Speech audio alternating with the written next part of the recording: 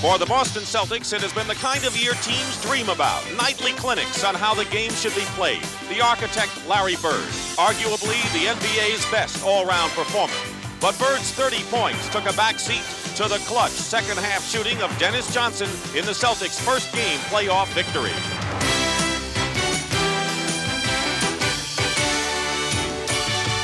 Michael Jordan of the Chicago Bulls put on a memorable individual display in the opening game of the series. Virtually every move Jordan made proved successful. No matter who the Celtics tried, Jordan had the answer. A supreme effort that translated into 49 brilliant points. But when it ended, Michael Jordan and the Bulls came up short.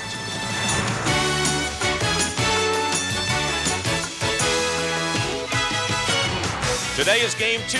Again, it's Bird and Jordan, two great stars of the NBA. Square off in Boston, the backdrop, as the Celtics and the Bulls go at it once more in the playoffs.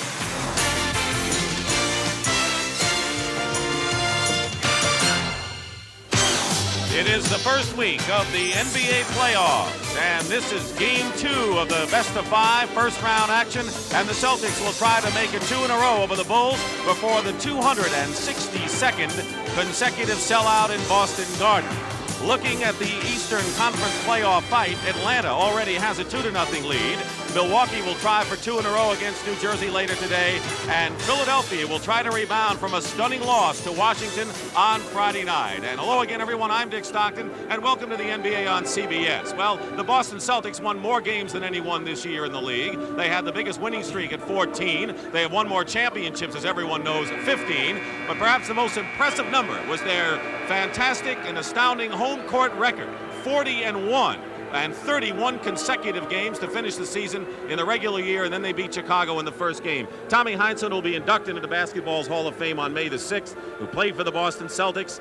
On this very floor, this team apparently has no weaknesses. Is that true? They have a very strong inside game, Dick. Multiple low-post players, Robert Parrish, Kevin Mchale, Bill Walton, Larry Bird. Very difficult to stop. Timely defense, team defense, the best kind. So they're very difficult to stop.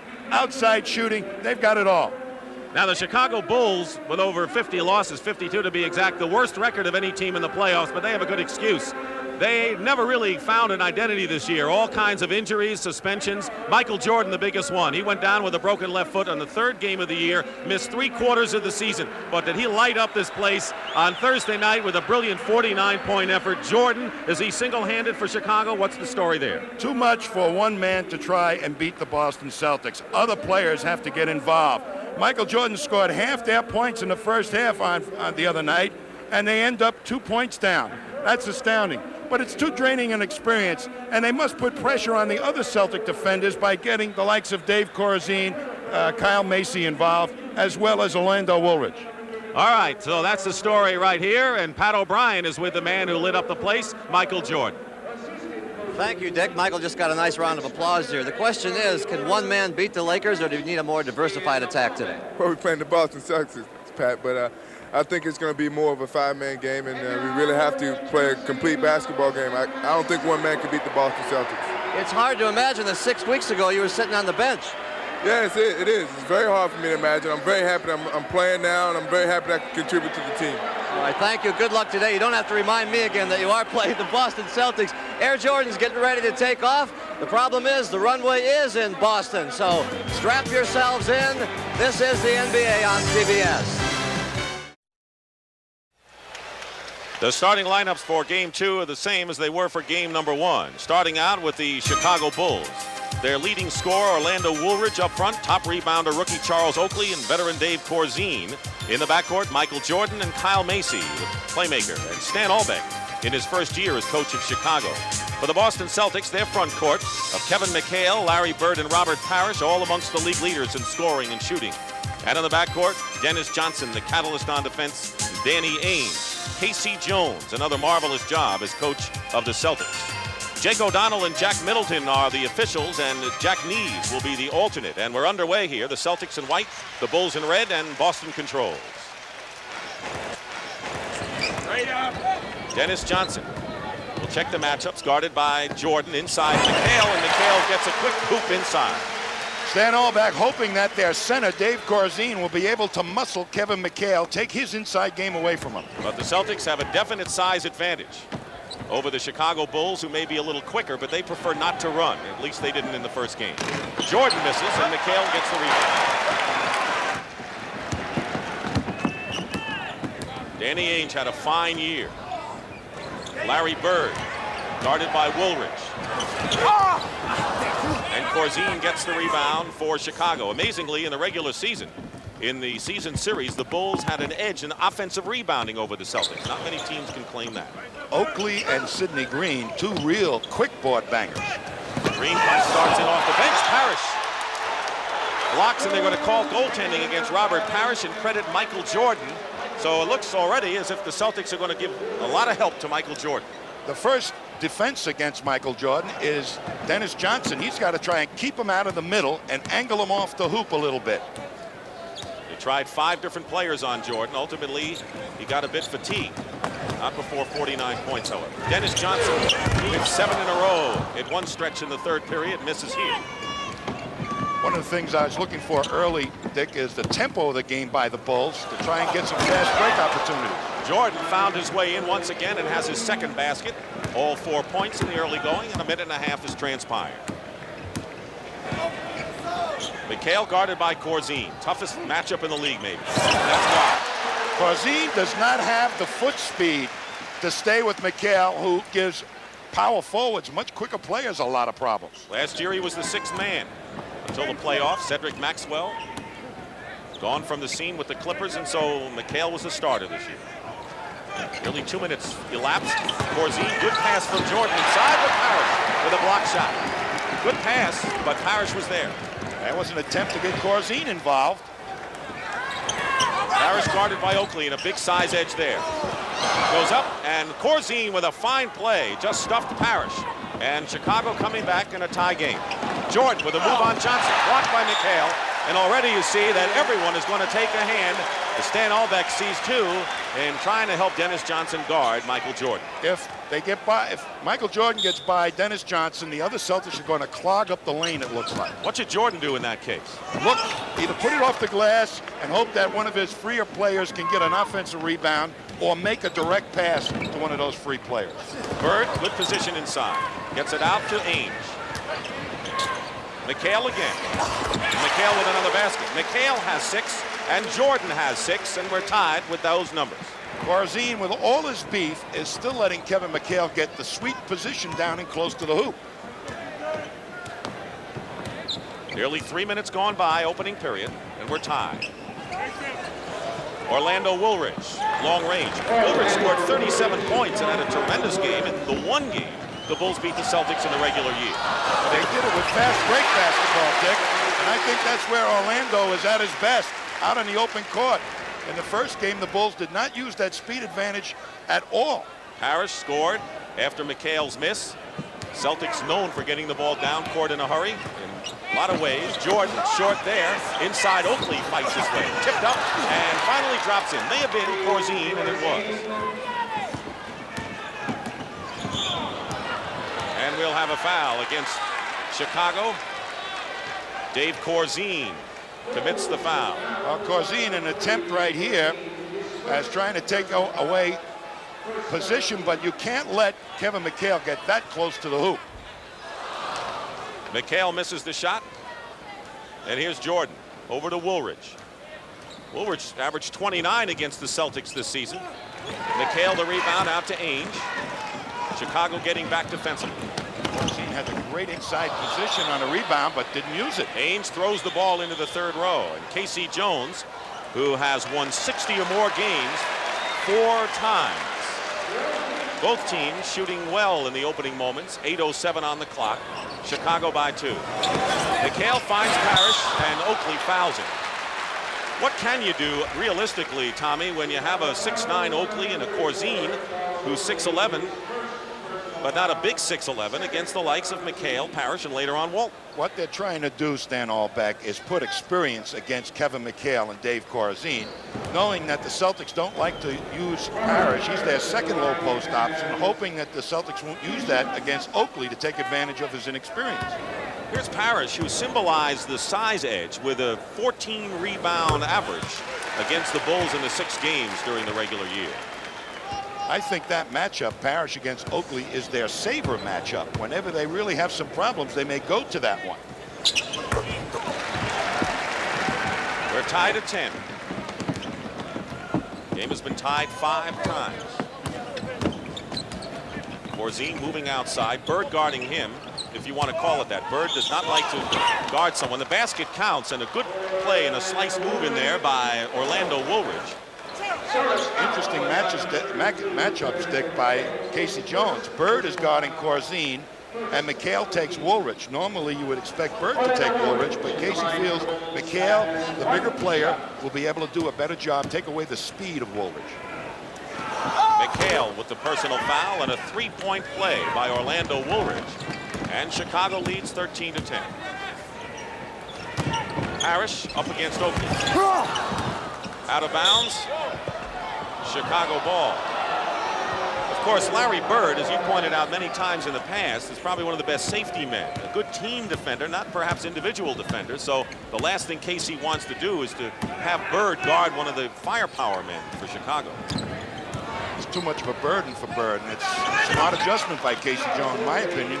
Oakley hits from outside, so 4 of the starting 5 have scored for the Chicago Bulls. So they have spread the sugar around a little bit. Dennis Johnson misses, gets his own rebound, and try to get it over to Larry Bird, and Oakley may be called for his 2nd personal foul. What a year and a strong finish for the 9th pick, Charles Oakley. He's going to be a bona fide star in this league if he isn't already. He's got some things to learn, like how to get that shot off in the low post, but boy, does he bang on the boards. Actually drafted by Cleveland and then traded to Chicago in the deal involving Keith Lee, the rookie from Memphis State. Came from Virginia Union. A year later is playing at Boston Garden in the NBA playoffs. Celtics starting off not running as well, just like the other night. Feed to Aid. Dennis Johnson. There's Walton and Seasting on the Celtic bench. Maybe the key reasons why the Celtics have had such a great year, and good passing by Boston. And it's 15-12. Of course, the Bulls are getting back defensively. Stop that break. When the Celtics put the pressure on the defense by pushing it up fast, that's when they're at their best, both for layups and low post play. 8 on the shot clock. Oakley hit 1, fakes Parrish, goes in strong, and gets the basket. Charles Oakley at 6'9", leading rebounder for the Bulls this year. Stan Albeck's shot chart has to be complete by now. The only man who hasn't scored in the starting group has been Kyle Macy. Ainge goes for 3 and nearly had it. Spun out, rebound by Oakley. Chicago had a 12-point lead in the first half of the game against the Celtics Thursday. Jordan trying to fake Bird, can't do it. Hits the jumper, but Bird played pretty well defensively against Jordan there. You got to hang on Jordan's shooting hand. Most players try to force him to his left and make him bring the ball to you. Biggest lead of the game. 7 points for the Bulls. Under 6 minutes to go. Bird. Mchale. Parrish. Mchale made the big play, though. When the Celtics bang on the boards and they're perfectly capable of getting those offensive rebounds, that's when they're doubly difficult. Mchale out to guard Woolridge in the lane. Tough shot, tough defense by Mchale. Bird the rebound, and the Celtics trailing by 5 with 5:25 remaining in the first period, and Oakley intercepts that pass. Bird and Johnson back defensively. Oakley goes in, and they're going to call offensive foul. Bird, one of the great anticipators on defense, knew what Oakley was going to do there and got position. The master of the half-inch got him for the charge. And 3 fouls on Oakley, and he'll come out of the ball game when we return. The Houston Rockets let Sacramento get back in the game last night and ended up winning to take a 2-0 lead in that series. Robert Reed, 29 points. He's been starting in the backcourt. The Lakers, with another blowout over San Antonio, have a 2-0 lead. Magic Johnson with a superb game. Atlanta 2-0 over Detroit, winning for the second straight time on their home court. Dominique Wilkins, 50 points. But when was the last time you ever saw a 5'5" player? Talking about Spud Webb called for goaltending. And here's what happened in the waning seconds of the game. Spud Webb, the slam dunk champion, called for goaltending. And the Atlanta Hawks have a 2-0 lead, and a pretty good all-round game for Spud Webb as well.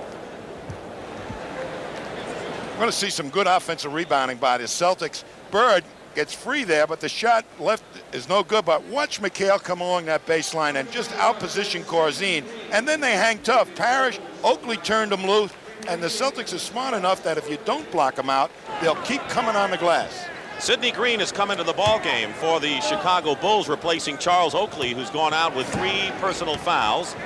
Green was having a banner year and then went into a slump, has had tendonitis on the knee, and from what was the MVP of the Bulls at midseason, according to Allbeck, has been struggling lately. I think they need a big game from Sidney Green.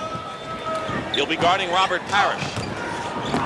Green plays him well, and Woolridge gets the rebound. Green would not let Parrish go baseline.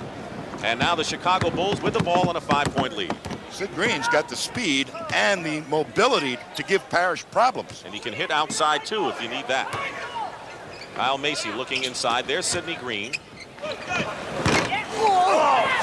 Loose ball, and Danny Ainge, scrappy as he is, comes down with it with 4.5 minutes to play.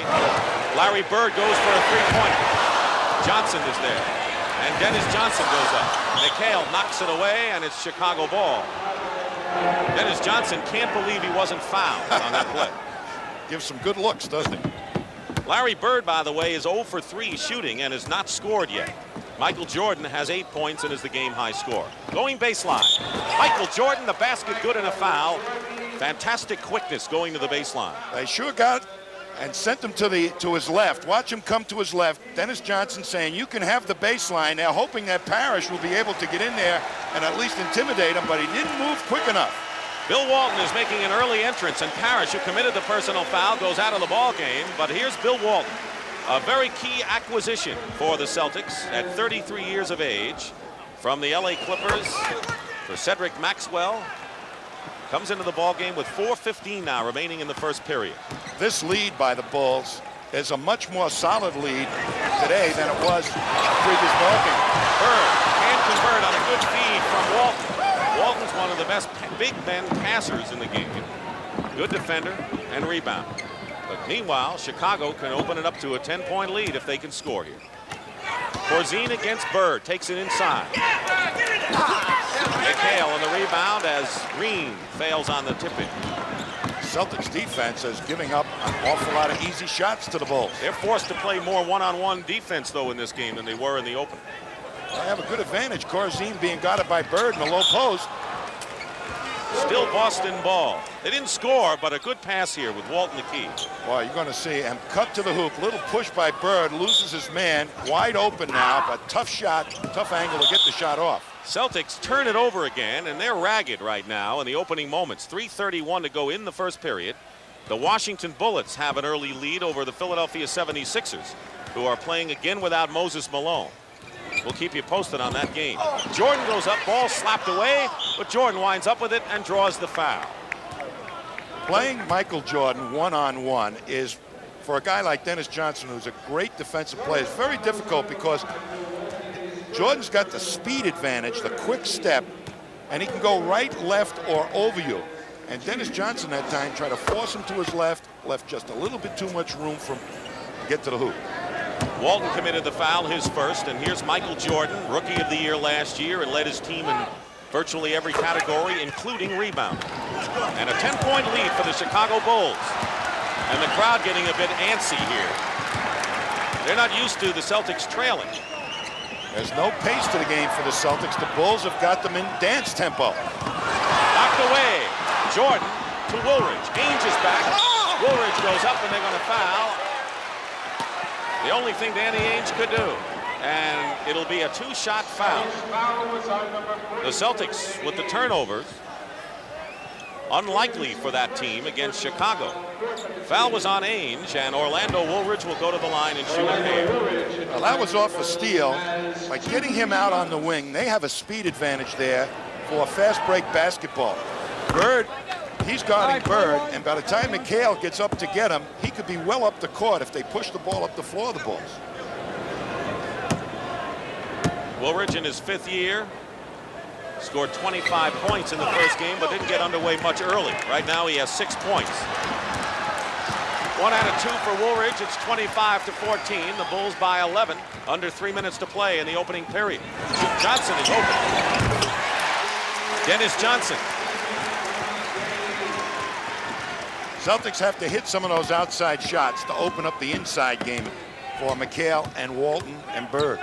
Bird has not scored yet. Woolridge outside hits.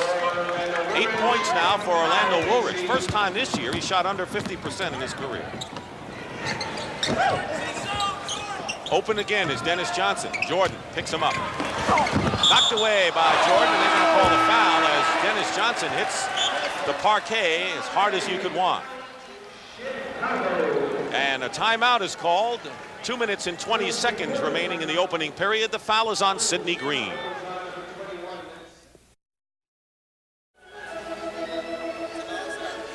First thing the Celtics want to do is not let Michael Jordan get a direct line of penetration down the lane. They want to try and angle him off the hoop a little bit so that he doesn't have a decent shot to the basket. These two men are going to try and cut down on that penetration, even on the angle up. But you see what happens here. Jordan is so good. A little move, and quickly he gets by Dennis Johnson. There's Bird stepping in. He loses the ball, but the rest of them are able to pick it up off the floor. So you have to go out, stop him, and still worry about the big guys picking the ball off the glass. One of the best scoring performances against the Celtics occurred in game 1 of this series. Boston won, however, 123-104, and keep in mind that the 104 points they allowed was exactly what their season's defensive average was. So they were not at all disturbed over that. They'll take it again. On the line is Dennis Johnson. The Celtics have not played the pace game that they normally do. Push it at you, push it at you. It's important to the Celtics big men. Why? Because if they can get up the court, the double teams do not develop that quick. Why haven't they? They're not pacing the ball up the floor.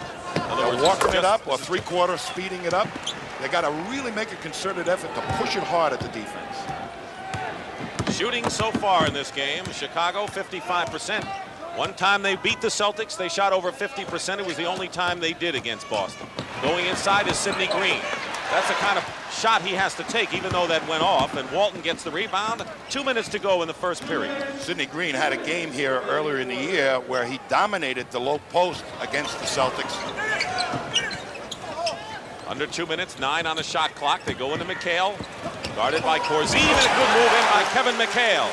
16th leading scorer in the league and the 5th best shooter in the NBA. And he hit 10 of 11 against the Bulls in game 1. Woolridge against Mchale, gets a piece of it. Walton quickly back to Mchale. Jordan picks up Mchale and takes the ball away from him. That was a pickpocket move if there ever was one. And Jordan goes up, and the blocking foul against the Celtics. And the crowd won't agree. Well, Mchale has no business putting it on the floor against a quick player like Michael Jordan. A big guy dribbling, it's too high, easy for a smaller man to pick it off. And up he comes. Anytime he gets a chance to bring it up and get it into the painted area, it's going to cause problems for the Celtics. We talked about Walton. Here's the other key man, Jerry Seasting. With Johnson coming out of the ball game, Seasting has given the Celtics that reliable outside shot. 57% shooter from the field. Jerry Seasting, formerly of the Indiana Pacers. There's Gene Banks into the ball game, a defensive stopper, and he just may be guarding Larry Bird, 6'8". Former San Antonio Spur. In fact, there are 4 former Spurs on the Chicago Bulls. Gene Banks has really got his hands full, but he's got the intelligence to try and take that half-inch advantage that Bird counts on away from him. 1:18 to go. Bird against Banks. Short. Walton is there for the easy basket. The ball was there for someone to grab, and it was Bill Walton, who has 2 fouls and 2 points so far. Seasting is guarding Macy. I wouldn't be surprised if George Gervin comes in before long. Macy has not scored yet, the only starter for the Bulls. Corzine in and out, Walton the rebound, and now they're going to call the foul, and Banks and Bird look at each other, and it looks like Banks was hit. 22nd timeout. There's some banging going on there. Corzine shot, but watch Bird now swing. Banks, and a little more swinging. Shall we dance? No dance. We'll have a timeout. Larry Bird, who hit Gene Banks in the head, is called for his first personal foul. The Celtics have been over the limit, and that's what Larry Bird has done. 0 for 5 from the field at this point. Dick Stockton and Tom Heinsohn here at Boston Garden. We'll be hearing from Pat O'Brien later at the half. This is game 2 of our best of 5, first round. The NBA playoffs in the first weekend, and the Chicago Bulls lead the Boston Celtics 29-21 with 57 seconds to go in the first period. Keep in mind, the Bulls, playing, I guess, a different kind of game, also had a lead of 12 points early against the Celtics before they turned it on in game 1. But the fact that they're all involved, Dick, is going to make them a lot more confident basketball team. This lead is a substantial lead as compared to the previous ball game where it was produced primarily by Jordan's good play. They're looking at Larry Bird's right hand. And on the line is Gene Banks. Banks, along with Corzine, John Paxson, and George Gervin are all former San Antonio Spurs. If it's that right index finger on Bird, that's going to really affect him. He had that broken finger, and it's caused him lots of shooting problems. Mike Smrek, a rookie from Canisius in Buffalo, New York, comes into the ball game. He's a 7-footer. Banks misses 2 free throws, and Corzine goes out of the ball game. He scored 2 points. And he had lots of good shooting opportunities that didn't pay off. Scott Wedman comes in for Larry Bird, guarded by Banks. Seasting off the screen. They go low now to Mchale over Sidney Green.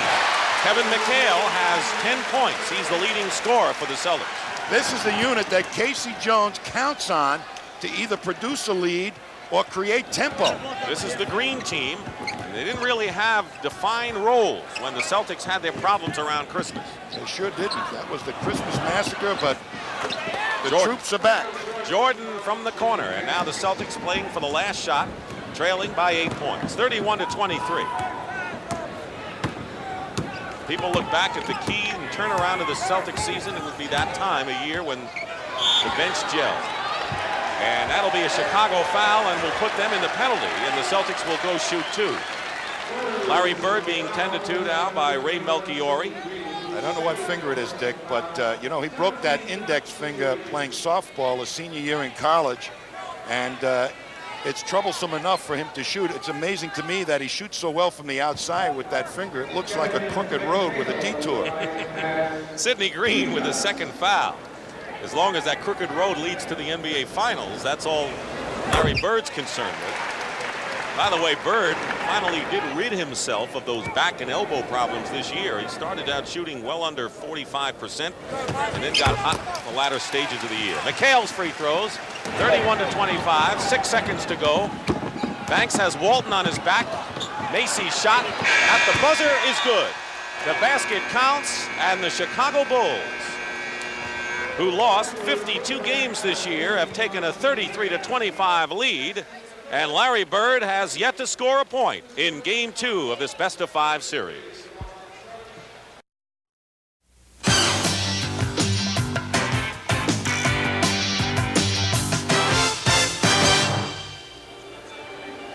Chicago has an 8-point lead as we start the second period, but this was a key play as far as Larry Bird and the Celtics go. Well, that's the penalty you pay Larry Bird as a team defender. Good pick, and Bird tries to fight his way through, and doing that hurts his hand, and you can see already he's looking at that right hand, and it ended up his last 2 fingers. Now he gets a little angry and goes at Banks, which I don't think was quite fair, because Banks was really played good offense that time. Now you see, well, it's that the last 2 fingers. Smaller tape. I think Ray Melchiori put smaller tape on those last 2 fingers. But look at that index finger. He's got a bump on that index finger. Looks like Mount Everest.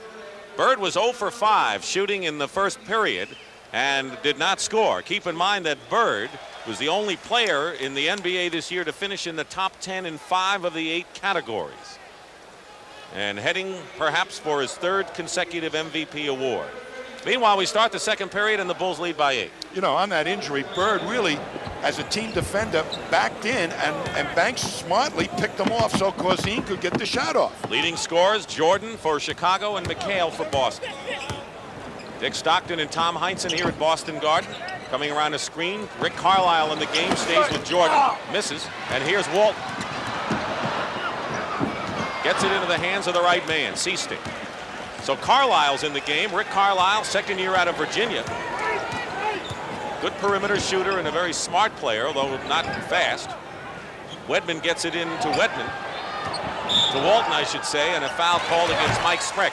The Celtics do not have much speed in there right now. Well, this is the fastest unit they have, Dick, to tell you the truth. Wedman at that forward spot has got more foot speed than Bird, who's about to re-enter the ball game. But this is what they count this team to be, a fast break unit. Bird's going to be in there replacing Mchale. So that now is a pretty fast unit in there for the Celtics. As quick as they got it. Fooled me. Bird, double team, gets it to Walton, and Walton is fouled. That is a good foul. Michael Jordan commits the foul. One of the things the Bulls wanted to do was to take that foul early when it looked as if the Celtics were going to get an easy 2, and there's an example. Well, when you double team Bird, you better cut off the guys cutting to the basket, and it was much too late developing. Mike Spreck, the 7-foot rookie, goes out of the game, and Orlando Woolridge, who scored 8 points in the first period, comes back in. So Sidney Green, Orlando Woolridge. Well, the tempo of the game up front may pick up with this unit in for the Bulls now, with Sidney Green being the center and Woolridge at the wing.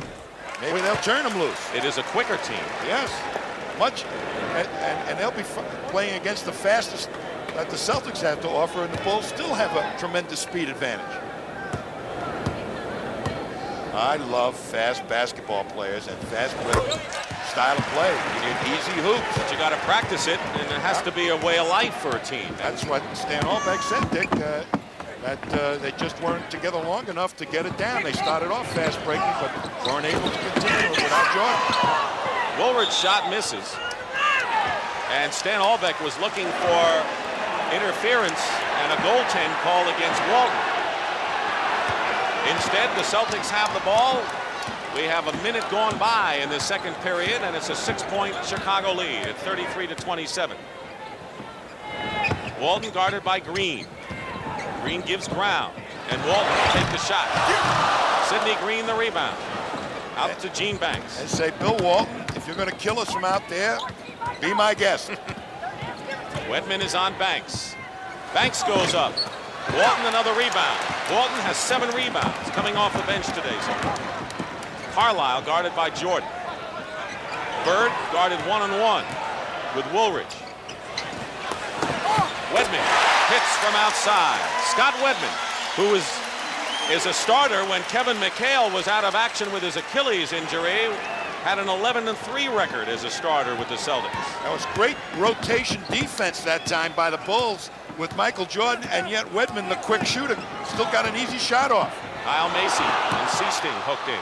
George Gervin gets off the bench. He'll come in for the first time in a moment. Green working against Walton goes in. Walton with another rebound, his 8th, and here's a 3-on-1 break for Boston. But traveling call against Rick Carlisle. You don't often see that from the men in white and green. Sidney Green and George Gervin will be coming into the ball game for the Chicago Bulls, who still lead, but now it's 4.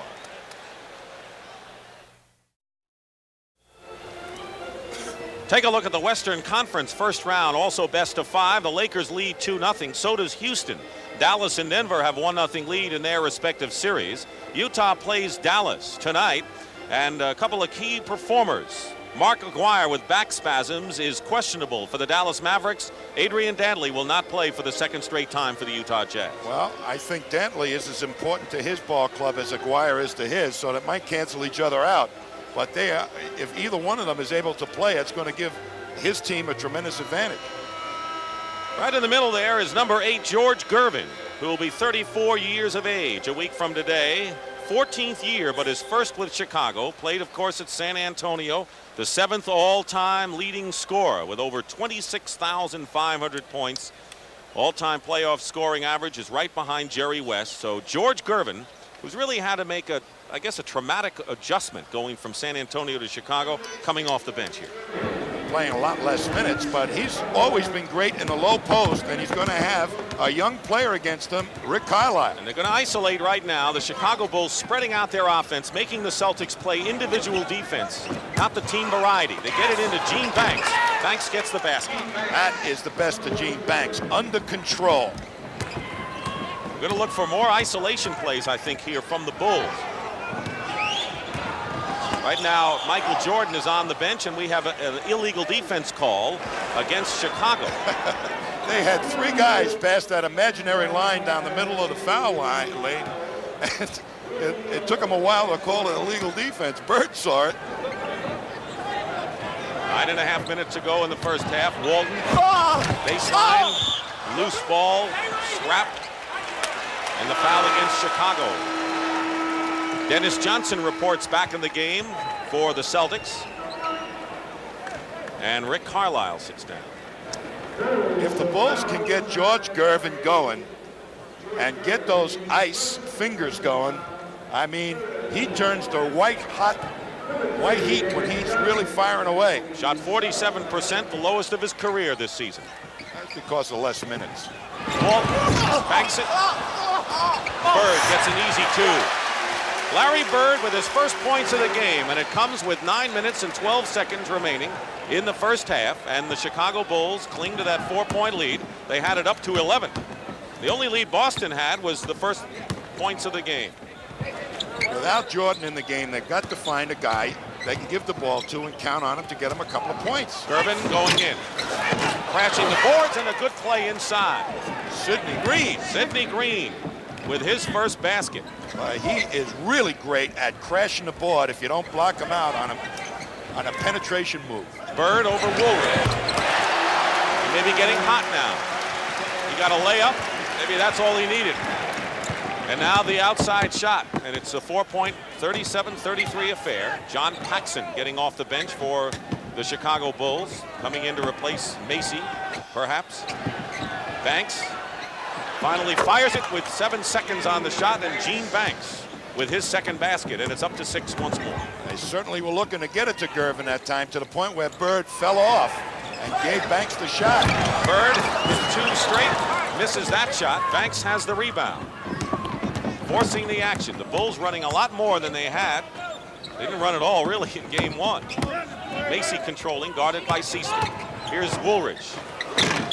And in there is Sidney Green on the weak side. Jordan remains on the bench, shaking his head, and the Chicago Bulls have raised their lead to 8 with Jordan sitting. I'll tell you, Walton retreated to stop any kind of penetration, forgot about Sidney Green. You can't do that with Sidney Green. He'll kill you on the glass. Watch Sidney Green come swooping in. Walton has got him, forgets where he is, going for the rebound himself, and there's Green, the great leaper, right behind him with more than an elbow of leaping ability above Walton. John Paxson comes in the backcourt, and Robert Parrish is back for the Celtics. Parrish over the top commits the loose ball foul. Orlando Woolridge, who committed that last personal, was fouled by Parrish. Second foul on Parrish. So right now Chicago has John Paxson, almost a carbon copy of Kyle Macy, perhaps a little stronger and quicker. In the backcourt, Corzine is in with Banks, Woolridge, and Gervin. Jordan still on the bench. Woolridge. Gervin tries to keep it alive. Into the hands of Dennis Johnson. And a Chicago foul, and there's another good foul for Chicago, because that was a 3-on-1 break for Boston. And John Paxson against some big guys that were going to swoop in. I'm amazed that Sidney Green came out of that ball game right now, because he was giving them that second effort that was producing some solid points. 2 shots for Dennis Johnson. The foul was on Banks. We've been talking about getting Sidney Green his head back into the game and feeling good about himself. boy made 2 great moves and back on the bench. Keep in mind, he has tendonitis of the knee, and that may be a factor in this thing. And so they got some good moments from Green. We'll see when he comes back. That's the other side. But the leaping ability that time didn't look like he was thinking about his tendonitis. Didn't look like he was thinking about anything but winning this game. That's right. 7 minutes to go in the first half. 41-34 in favor of Chicago. Gervin. Woolridge inside. Tried to draw the foul. He couldn't. Bird bodied him well. Mchale comes down with the ball into the hands of Dennis Johnson. He tries to draw the foul. Parrish sees Dennis Johnson open. Doesn't go that way. Bird, pick and roll, decides to go strong to the hoop. Well, they all just let him swoop through there, the Bulls. And it's a 5-point Chicago lead with 6 minutes and 20 seconds to go in the first half, and a 22nd timeout called by Chicago. A little fake pick and roll. That creates a little problem, but watch, they allow Bird to just swoop in. They never cut off his penetration. Corzine trying to maintain contact with Mchale. Didn't get there quick enough.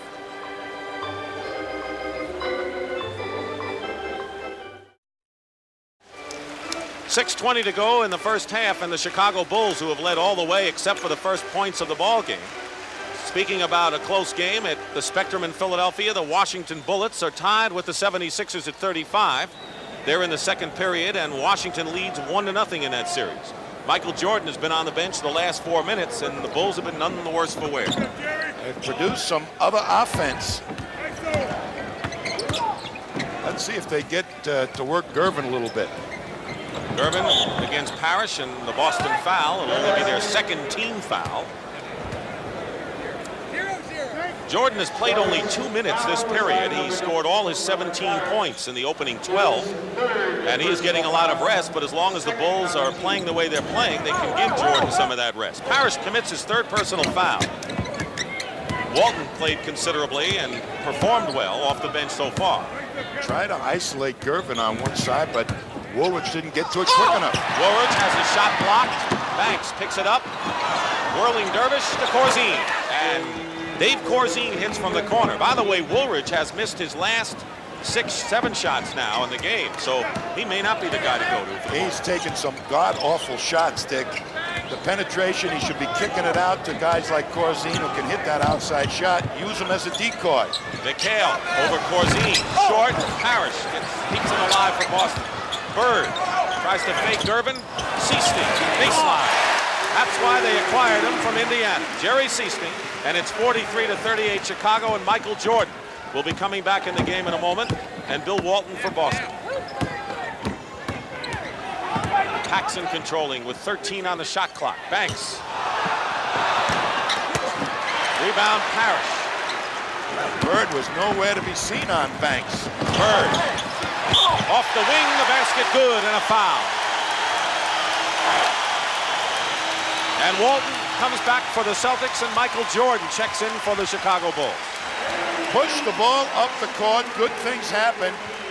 Nice outlet pass, it gets up reasonably, and Seasting loves to fast break. Back to Dennis in the middle, and before the defense is even alert, the Celtic use the 4th man up the court, no defender there. Jordan comes in replacing George Gervin, who I don't believe even attempted a shot in the time he was in there. Foul was on Corzine. The 3-point play with 5 minutes to go cuts the Bulls lead to 2. Well, that's a terrible thing. A guy like George Gervin, with all the playoff experience and a great offensive ability, not to get a shot off while he's in there. He's a weapon. Bird guarding Banks. Rainbow shot. Misses. Paxson, safety man, intercepts. Into Banks. Good spin move, but Walton blocks it. And Walton's, or they said Banks stepped on the line. It's going to be Boston ball. So Bill Walton playing a major role off the bench. And Sidney Green, who played 11 minutes, coming back in the ball game for Chicago. And the crowd is up because the Celtics can tie it here. And they do. No. Foul before the shot. Gene Banks is really having his problems offensively and defensively. I think he's talking to himself and making this game much more difficult than it has to be. Taking some bad shots. Last time he had Walton in the low post. Whenever he thinks that's a mismatch in his favor, he got to go back to the scoring, back to the playbook, because there's no way he should be taking Bill Walton to the hoop in the low post. Banks goes out. He scored 4 points, and Larry Bird can tie the game. We have had 5 ties early on before Chicago moved out in front and led by as many as 11. It's the first tie since we were knotted up at 10 apiece. 4:20 remaining in the first half. Chicago led 33-25 after 1 period. Bird is on Green. Ball knocked away. It's still Chicago. Bird forced to guard Sidney Green. That might be a good matchup for the Bulls to go to. Let Green get in the low post. Mchale is guarding Woolridge, who's been ice cold. Jordan against Dennis Johnson. Jordan. Chicago only 25-43. 19 for Michael Jordan. That's his first points in this second period. That's what the Celtics do so well. They pick on people. The Bulls are not picking on people here in the first half. They don't have that many weapons, although if they go with a quick team, that may be their answer. Seasling misses. Woolridge the rebound. Chicago does have a quickness edge on the Celtics generally down the roster. Have not used it that effectively, other than to, quick steps like this from Michael Jordan. Jordan going in, baseline, defended by Walton. Out of bounds, Celtics ball, and Jordan shows a little frustration.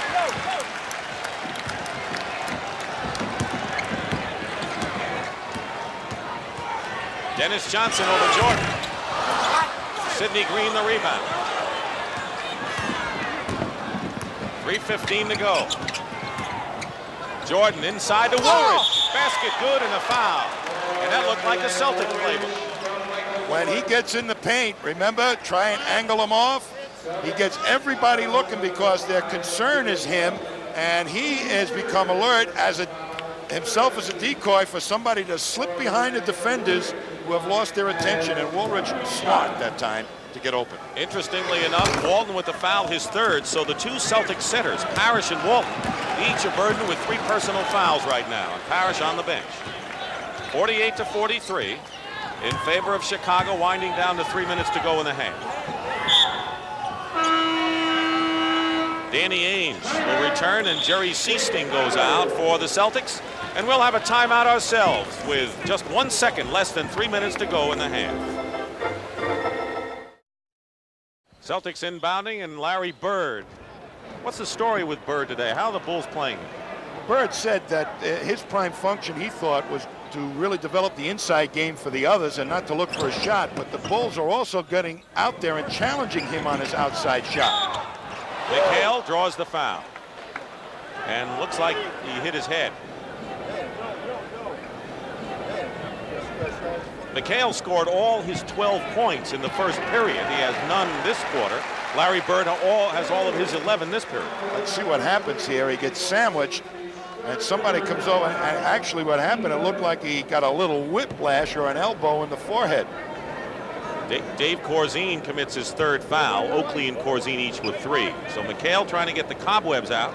Want to remind you that you're watching the second game of a best-of-5 first-round NBA playoff at Boston Garden. Dick Stockton and Tom Heinsohn here on CBS. The Boston Celtics with the best record in the league and a 41-1 record at the Garden this year, trailing right now 48-43 and 2:56 to go in the first half. Foul Story. Parrish and Walton, the 2 Celtic centers, have 3, and Oakley Corzine also 3. And his eye is cut there too, Dick. That was a nice little elbow he got there. Chicago had scored 5 in a row to break a 43 all-time before the free throw. 13 on the shot clock. Jordan inside to Woolridge, spins around, basket counts, and a foul. Great move by Orlando Woolridge, and keep in mind he's had a knee problem and a sprained wrist, but he showed no effects of it there. They played a little 2-on-2 basketball, and that freed up Woolridge. He was Dennis Johnson ended up on him originally. Mchale has been trying to guard him, but when you do stuff like that, the Celtics switch a lot. You got to look for the advantage on the mismatch. They finally got to it. Foul was on Mchale, his 2nd. It's 50-44, 2.5 minutes to play in the opening half. Chicago leading, and they've led practically all the way in this first half. Bird banks it, tips out, tipped in the air. Volleyball comes down to Ames. Walton. Mchale in the corner. Ames scraps his way. And a new clock. Bird inside to Mchale and the basket. Celtic passing at its very best, and it's a 4-point Chicago lead. 2 minutes to go in the half.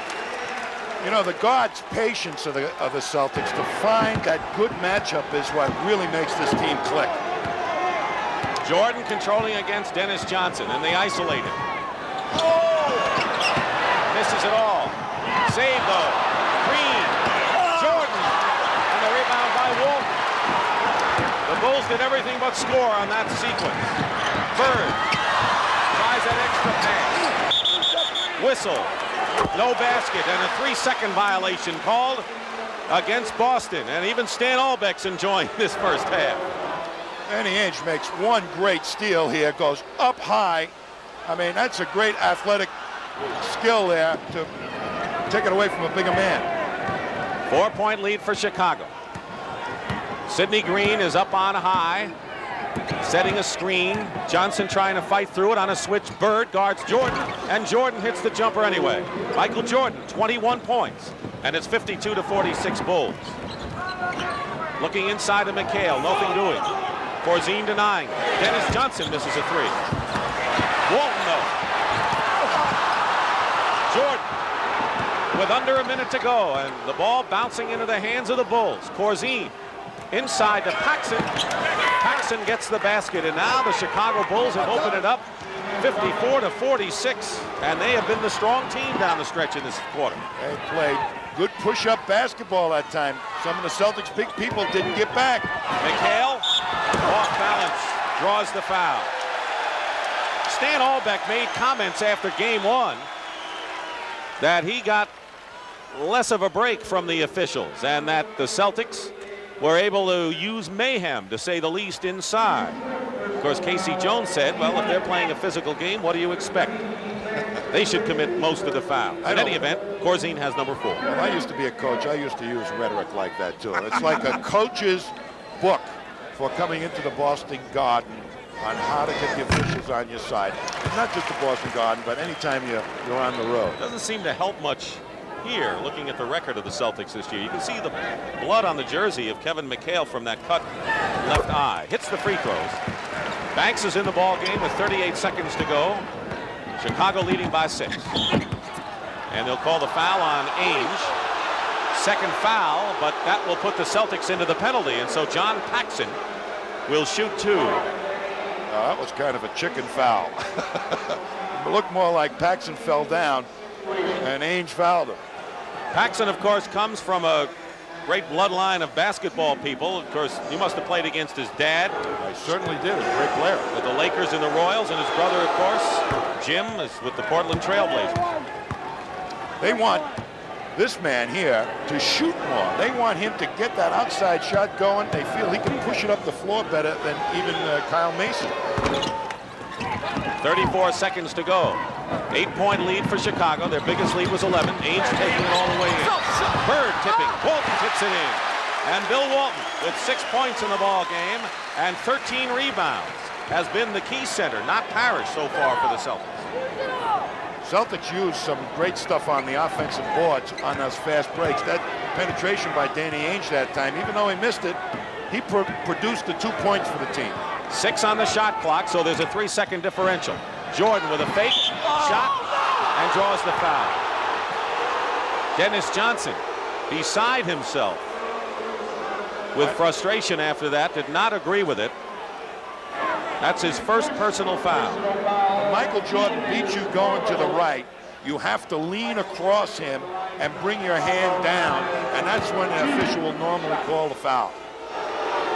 Mike Tebow, who is one of the assistant coaches with Chicago, said about Jordan, he's got the jump shot ability of a Jerry West and the ability to go to the hoop of a Julius Erving.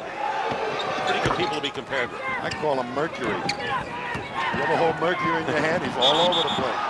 Foul with 3 seconds to go, and now it's Michael Jordan who is complaining. There is Mike Tebow kneeling down. Actually, Tebow is not on the bench.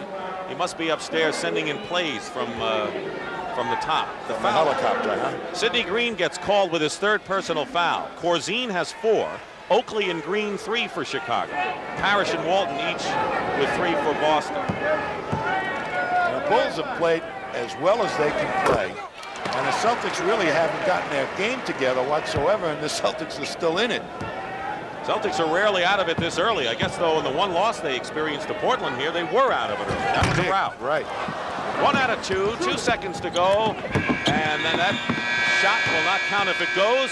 Larry Bird had 12 all this period, but Michael Jordan has 23 points, and the Chicago Bulls, who need a win here, and that would make headlines in any event, any team beating the Celtics at Boston Garden, lead 58-51 at halftime.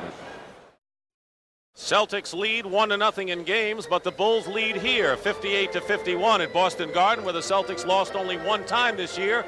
Tommy, is that 58-51 Chicago lead deceiving in any way? It could very well be, Dick. The Celtics shot very poorly, and the Bulls defense against the low post game, the various double teamings that they did, confused the Celtics, and I think they might get that straightened away at halftime. They're used to it. I think they might have taken the Bulls a little lightly in this first half. I think the Bulls should be up by at least 20. Let's take a look at some of the key statistics of the first half. Michael Jordan owned the backcourt, 23. The Celtics combined had only 8. Rare for the Chicago Bulls to turn it over only 1 time in a half. But that's what they did. But when it came to the offensive rebounding, Boston owned that aspect of the game, and they out-rebounded the Bulls 33-18. And when was the last time you saw the Celtics shoot 38% in a half? And that's what they did. Yet they trailed by only 7, underway 3rd period. Kyle Macy in the backcourt along with Michael Jordan, who has the ball now. Gene Banks starts at forward with Oakley and Woolridge. This is a very unusual lineup that the Bulls have out there. Who is playing center? Oakley, Woolridge. They got a small front line in there, the Bulls, but very fast. Maybe they're going to run. Celtics' only lead in the game was 2-0 to start things. Inside of Mchale. Mchale starts things in the second half, and he has 19 points, and it's a 5-point lead. Oakley hardly played in that first half. As a matter of fact, just 7 minutes and scored 4 points. Sidney Green, the key man again, perhaps off the bench, as Woolridge misses. He's taken some wild shots, hasn't he? I think he got fouled that time. Looking inside, Mchale against Oakley and company. Misses that shot. Parrish underneath the hoop. Had to bring it out. Lost it out of bounds.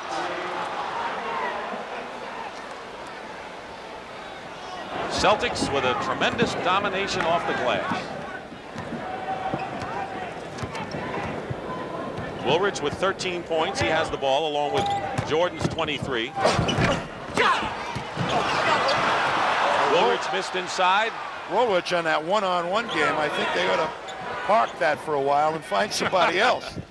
Banks working against Bird on a post-up. Mchale tried to double team, and Woolridge misses again. Here's Michael Jordan. Basket will be good and a foul, and 25 for Michael Jordan in the game. You know, this lineup that they have in there, I got to ask him after the game why it's in there, because there's no real size. And no real strength. There's Oakley's pretty Oakley. strong, but there's no inside game or board banging going on. You mean Sidney Green? Sidney Green, I think. He's got 3 fouls. Maybe they're trying to save him, but Mchale can have a field day against this unit. Minute and a half gone by in the 3rd period, 61-53, an 8-point lead. Bird inside the 3-point line, hits for 2. Larry Bird has 14 points. They've been not allowing him to get that shot off, haven't they? They've been in his jersey with him. They've taken his defender out of the normal team defense. Ainge is on Macy, who has attempted only 1 shot in the ball game. Woolridge working against Mchale goes in, and a good move by Orlando Woolridge, 15 in the game. I guess they're going to give it to him until he gets it right. 6 for 18 is the shooting for a Woolridge. 33%. Ainge for 3. And the rebound by the O. Stan Albeck does not have a lot of respect for Kevin McHale's defense. Jordan goes up, no basket and a foul. Dennis Johnson with his 3rd personal foul and a timeout here with 9:38 to go in the 3rd.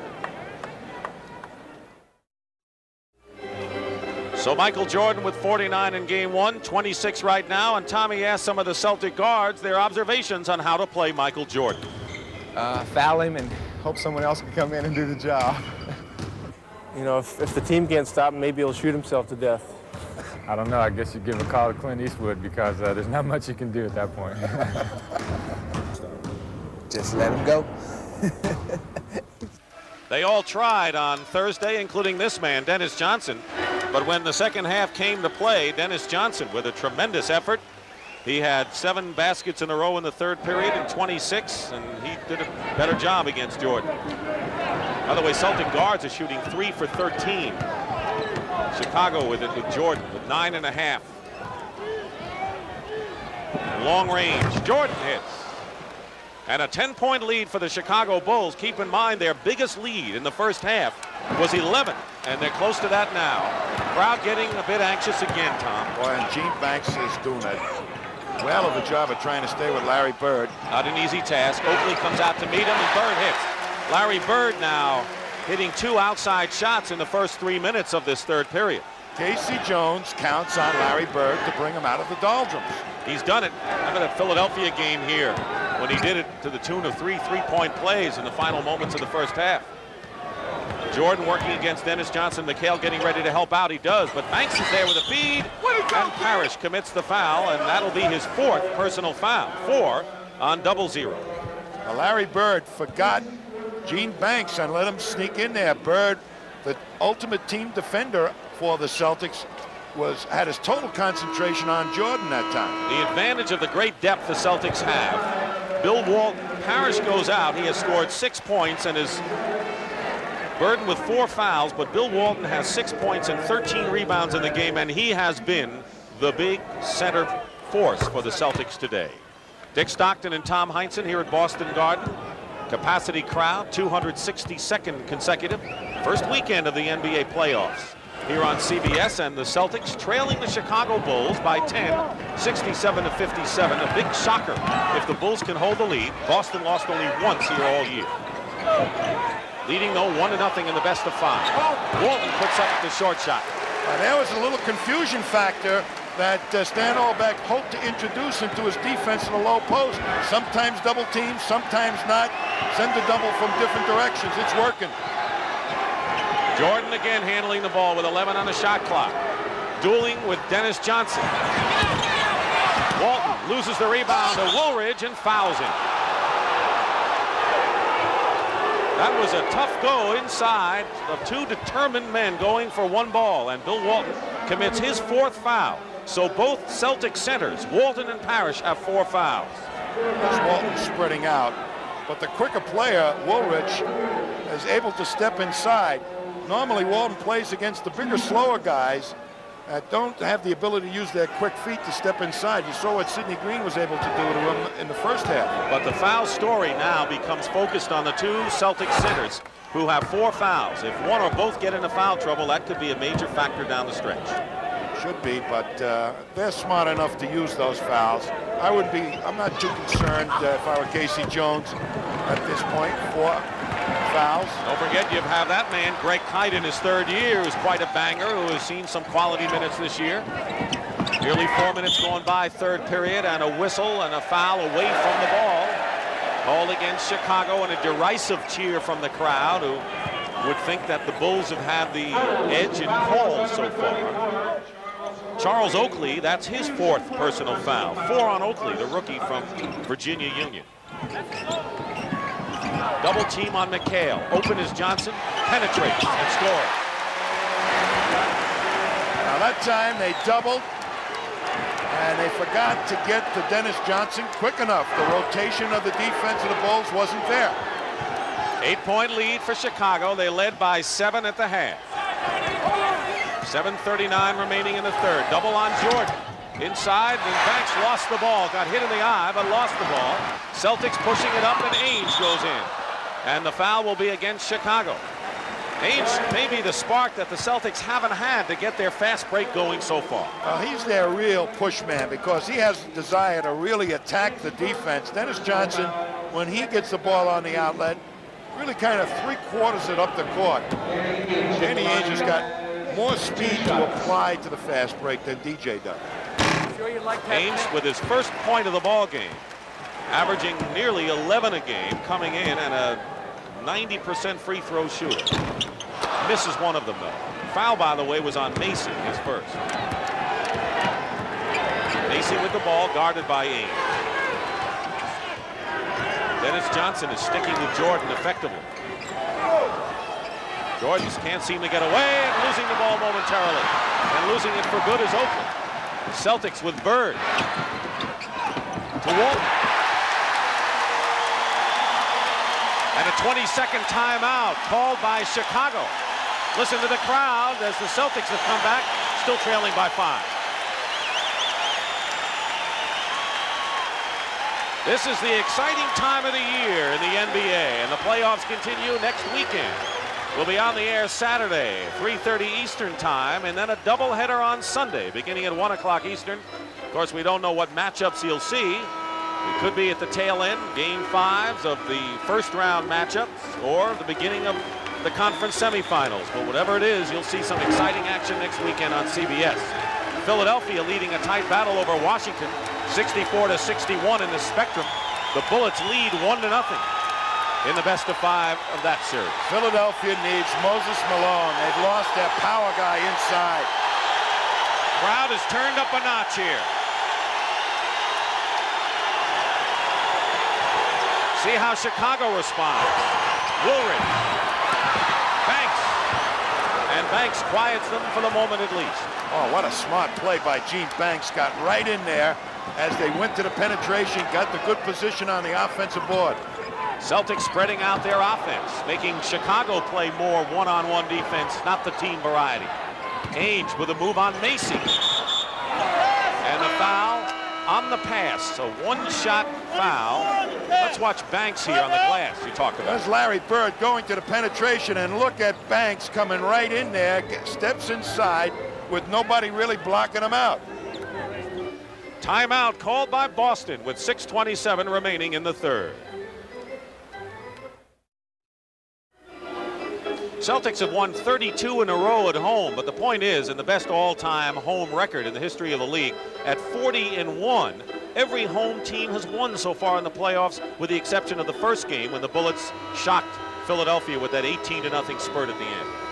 Well, the further you go into the playoffs, Dick, the home court advantage isn't as great because the teams are closer together in talent, and they're closer together in mental toughness and battling against the home crowd. Know one thing, and that is the Houston Rockets with a 2-0 lead over Sacramento have to play that Tuesday night game in the Arco Dome where the Kings were unbeaten this year. See if that jinx continues. Very impressed with the Bulls in this quarter. They've used a lot of good, solid offense. Bird from Walton, even with that strange lineup, huh? With that strange, I got to ask him after the game why he came out. I never would have thought of this lineup. Folks, if you want to know what Tommy's doing after the game, he'll be asking Stan Albeck about his lineup. They don't have a true center in there. Woolridge working against Mchale. The basket is good and a foul. Orlando Woolridge gets the hoop. And Woolridge now with 19 points. You know what I think it is, Dick? I think that Stan Albeck really feels that there's not enough good one-on-one defenders on the Celtics.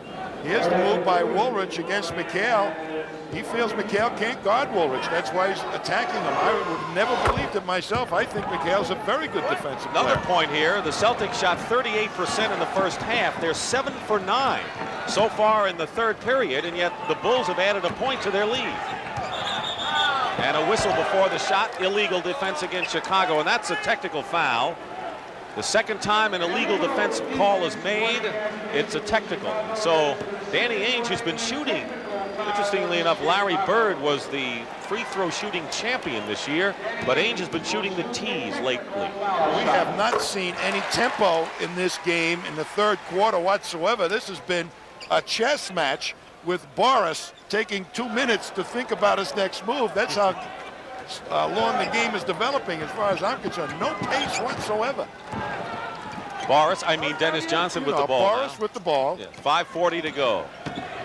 Bird going in on Banks. And Larry Bird with a left-handed move with 20 points now in the ball game. Keep in mind, he did not score until there were over 9 minutes remaining in the first half. Well, they didn't double him that time, and Banks forced him to the middle, made him take a tough shot. He's 4 for 4 this half. Macy hits it, and the foul on Ainge. And I'm sure Casey Jones is saying, here's a guy that's taken 1 shot in the game. Why foul him all the way out there? Well, that's a shot.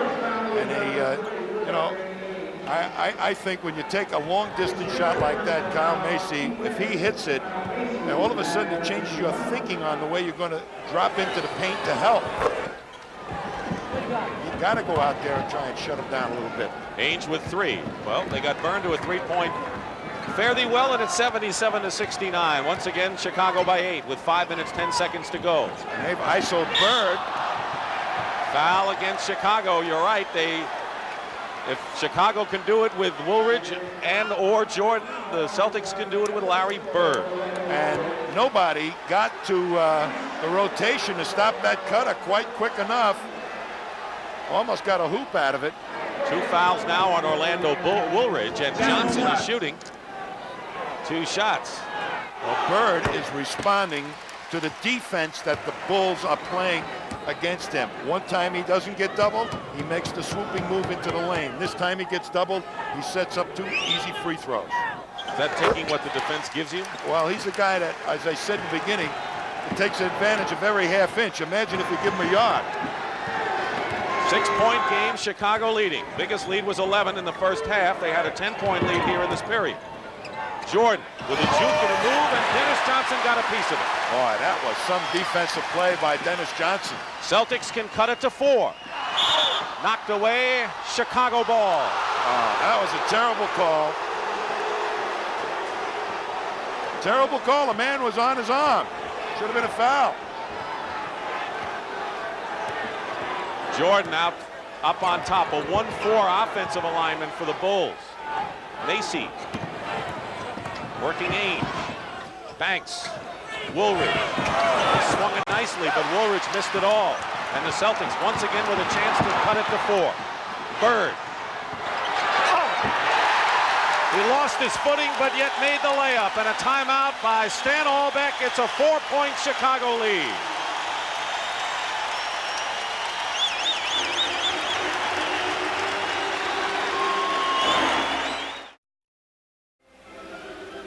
The Celtics have outscored Chicago 14-8 to cut a 10-point lead to 4. And Danny Ainge, you have to force your way to an act of willpower to create tempo sometimes when you get caught in a rhythm. And there's Danny Ainge. He was challenged. He'll have none of it. He's going to take it as hard at the defense as he can. And now they're in a good attack position. And then allow Bird, even with that stumbling move, to come in and make a layup. That's what pace can do for the Celtics. Bird 5 for 5 this half, 22 in the ball game. Jordan and Woolridge have 48 of Chicago's 77 points. Jordan, and the Bulls still have it. 3-point shot missed by Macy. That one was not necessary. Under 4 minutes remaining in the third period. Keep in mind that the Bulls had a 7-point lead in the way they were playing. Tommy's opinion anyway, should have had a bigger lead. The Celtics getting an extra life. Dennis Johnson is fouled decisively there on the give and go, on the pass from Bird. Well, that time, there's no tougher guard in the league than Dennis Johnson. Double-teamed Bird, and they isolated Bird down there. Everybody on the weak side of the Celtics is away from the ball, but they did move quickly, but not quick enough. Wedman replaces Mchale, who has 19, but only 2 in this third period. Well, they are not going to the low post game. Casey Jones says Larry Bird shall lead us out of the darkness, not Kevin Mchale, and so far he's been doing a pretty good job. Bill Walton has been the Celtics center, played more time than Robert Parrish, although both have 4 personal fouls with 3:42 remaining in this third period. The Bulls now have to continue to play intelligent basketball like they did the first couple of minutes of this game. They slowed the tempo down. Don't take bad shots. Move it around. And the Bullets have regained the lead over Philadelphia, 79-75. The Celtics, meanwhile, have scored 6 in a row. And Dennis Johnson hacks Michael Jordan, and that'll be number 4 on DJ. 4 fouls on Dennis Johnson. Welcome to the club. Parrish and Walton, charter members right now. And Dennis is playing him straight up nose, and that means that Jordan, with that great first step, can get by Dennis because Dennis doesn't have the same kind of foot movement and foot speed. Jordan is 8 for 8 from the line. Going for his 30th point of the game here. This is the time of the ball game that you go to Michael Jordan, I think. He's strong. They didn't overuse him in the first half. These are the crunch points. And we have not seen Sidney Green this half. Nope. There's got to be a reason why. 3:25 remaining in the third period. I'm going to ask Stan after the game again. It's 2 questions. Oakley is on Walton. Bird is there with the offensive rebound. Feeding Wedman, short shot. And Oakley the rebound. Wedman had a shot he normally makes. Oakley clears with 3:10 to go. Jordan against Ainge. 79-75 Boston. Open is Macy. And Macy hits. 7 points for Kyle Macy. And the Bulls, who had their lead cut to 2, now up to 6 again. When he has time to sight the basket, which the penetration of Jordan gives him, he'll make that shot, Kyle Macy. Under 3 minutes remaining in the third period. Always been a big period for the Boston Celtics. Knocked away. Celtics possession. Let's bring you up to date again on the foul situation. Corzine and Oakley with 4, Parrish, Walton, and Dennis Johnson with 4. And before the Celtics can inbound, Jerry Seasting will come back in the ball game, replacing Dennis Johnson. That's going to put Danny Ainge on Jordan. And a drive by Ainge. And Jordan on Danny Ainge. And Ainge chalks one up there, and they're down to 4 points now. The first field goal of the game for Ainge. Ainge might even do a better job than DJ because he's used to playing point guards, shifty guys. He did the other night with his quickness. Jordan misses, tipped up again. Oakley fighting. Comes down to the Celtics, who can cut it to 2. Ainge is fouled.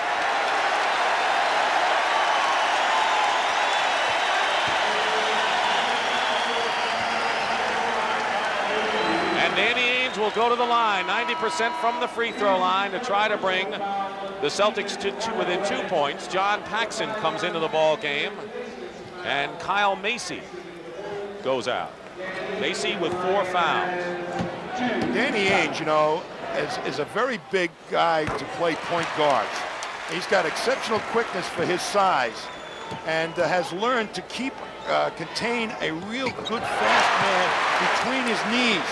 He plays straight on defense, and that's just the type of guy that might do a great job on Michael Jordan. 2 minutes to go in the third period. Ainge with the interception. And it almost went in. So Danny Ainge is clearly the spark plug for the Boston Celtics here in the third period, leading the break, making this great defensive play and getting the crowd into the game. What a move. But Danny, you know, when you're playing Michael Jordan and he knows he's got get that first step on you, boy, that gives him a world of confidence. Danny Ainge right now is saying to him, you can't do it. And we're tied at 81. 6 in a row run off by the Celtics. And they have erased a 10-point lead here in the third period that the Bulls enjoyed early on. Inside to Jordan. And it's Oakley who gets credit for the basket. Charles Oakley. And a technical foul has been leveled by Jake O'Donnell. I think that was an unnecessary technical foul by Jake O'Donnell. It was called from one end of the court. Danny Ainge made a gesture, and Jake O'Donnell was completely up the other end of the court. He made it. He's looking for it. Jordan, 31 points. And the Celtics trail by 3 with 1:35 to go.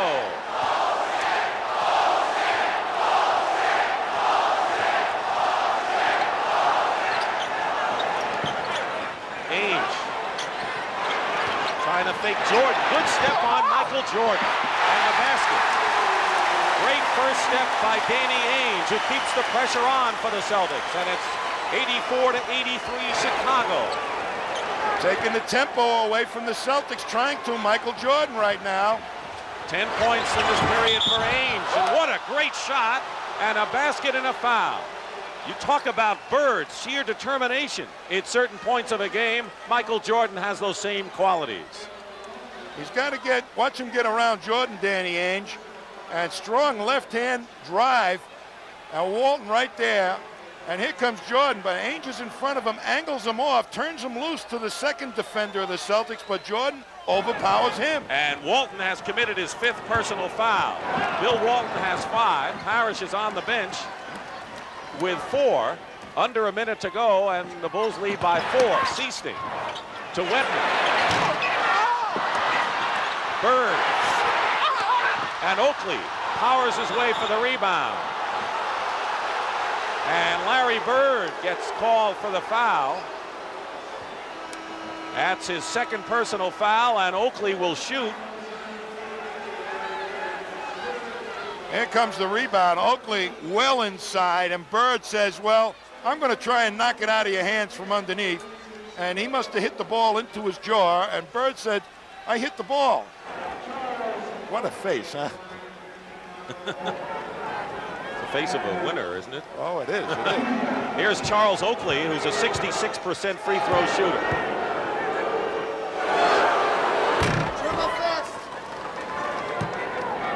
Kevin Mchale, who has 19 points, only 2 this period. Bulls have made their last 14 free throws. Now make it 15. Walton on the bench with 5. Robert Parrish also on the bench. He has 4 fouls. Celtics playing without a center. Mchale is playing center at this point. Inside against Oakley. And the foul against Chicago. A push. A very late whistle. The shot was rebounded. Sidney Green has come into the ball game. First time he has played in the second half, replacing Charles Oakley. Woolridge has his 4th personal foul, and Parrish with 4 comes back in, replacing Scott Webber. So Sidney Green, who performed so well in the first half for Chicago, with 4 points and 5 rebounds in brief play, in there for the first time this half. They've got a bigger team in there right now, the Boston Celtics. See if they can capitalize on that bigness, that size. You ought to be fresh. Right, because Chicago is not capitalizing on their quickness and speed with fast breaks. Bird has 24. Woolridge powers his way in, blocked by Mchale, out of bounds. Chicago still has it. Kevin Mchale with the blocked shot. He's had at least 1 block in the last 30 games for the Celtics. Well, Woolridge rolls back, and there's Mchale right there with him. 4th block this game. Jordan against Ainge. Jumper good with 16 seconds to go, 91-85. Well, Ainge forced him left, forced him right into the second defender, but Jordan with that great leaping ability can go over the big guys too. Playing for the last shot, Ainge goes for 3 and hits it. 7 seconds, Chicago has an opportunity, leading by 2. Paxson. Blocked by Mchale, and that'll do it. That'll do it at the end of the 3rd period. The Bulls have taken the blows against this great Celtic team and lead 91-88 at the end of the 3rd period, and will return after this word from your local station. Let's have a review of this ball game. Chicago, sparked by Michael Jordan's 17 first period points, took an 8-point bulge over the Celtics, 2nd time in the series they've had that lead. Larry Bird had 12. as Chicago's lead was cut to 7.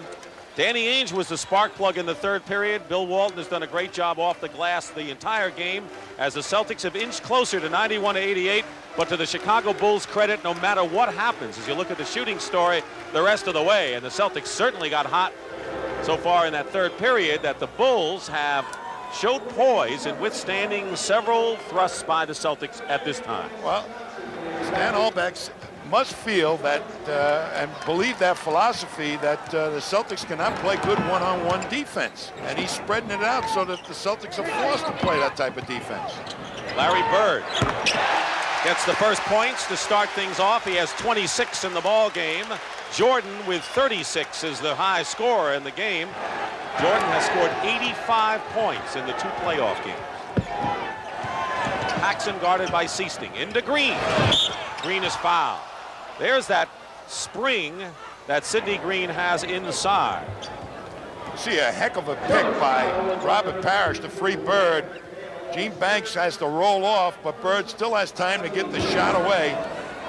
And Bird, as we say, only needs a half inch. Foul was on Mchale, his third. Sidney Green has been in a shooting slump the last month, trying to work his way out of it at a very tough time to do it. Playoffs against Boston. But this is a low post option that I think has been very fruitful for them in prior ball games. He can go over, Sidney Green can go over Kevin Mchale. Celtics looking to tie it again. Dick Stockton and Tom Heinsohn, fourth period.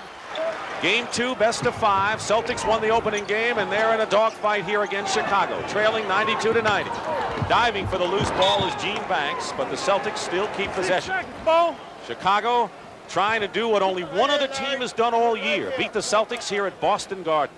You know, you have to keep your mind together, Gene Banks, and playing a Larry Bird, particularly in the Boston Garden. You know, if they throw 9,000 picks for Larry Bird to get one shot, and Banks has the utmost respect for Bird. He says he's the craftiest guy he's ever played against. He learns something new for his own game every time he plays him. Bird, with 1 second on the clock, hits a three-pointer.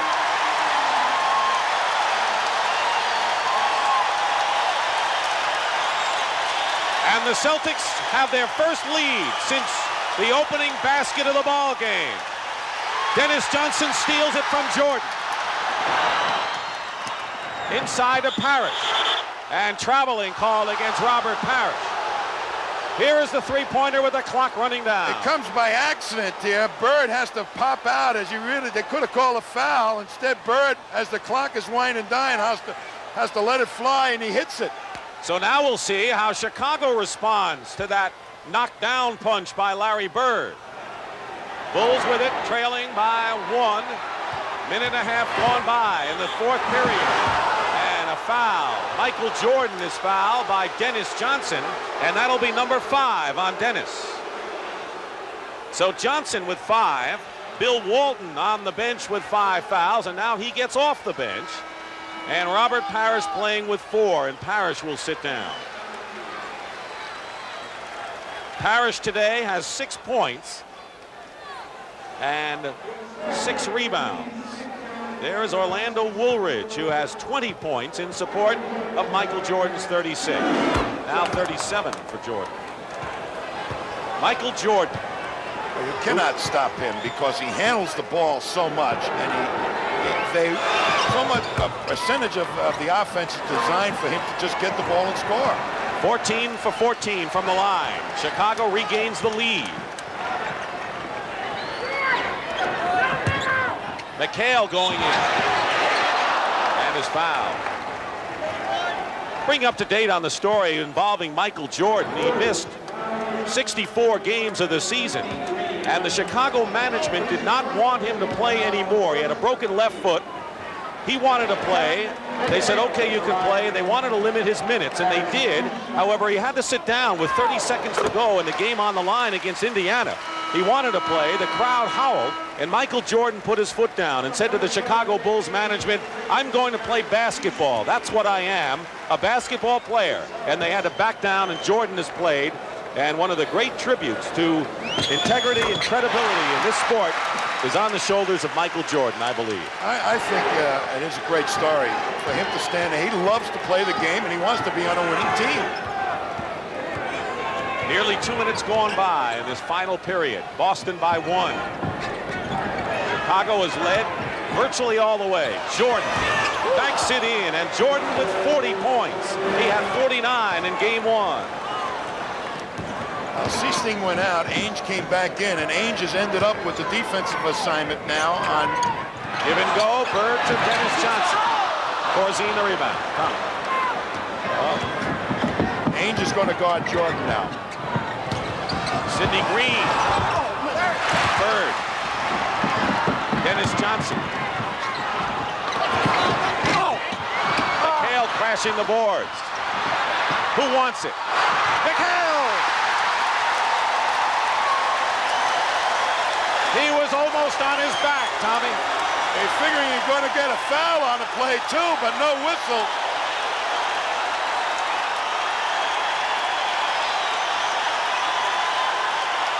Celtics by 1.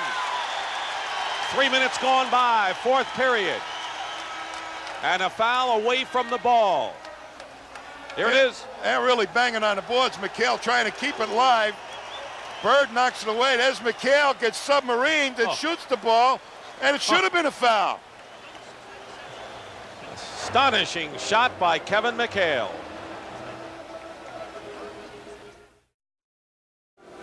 Tommy, let's see that shot by Kevin Mchale again. That'll be in all the highlights tonight at 11. Well, it's like a quarterback throwing a touchdown pass as he's going down.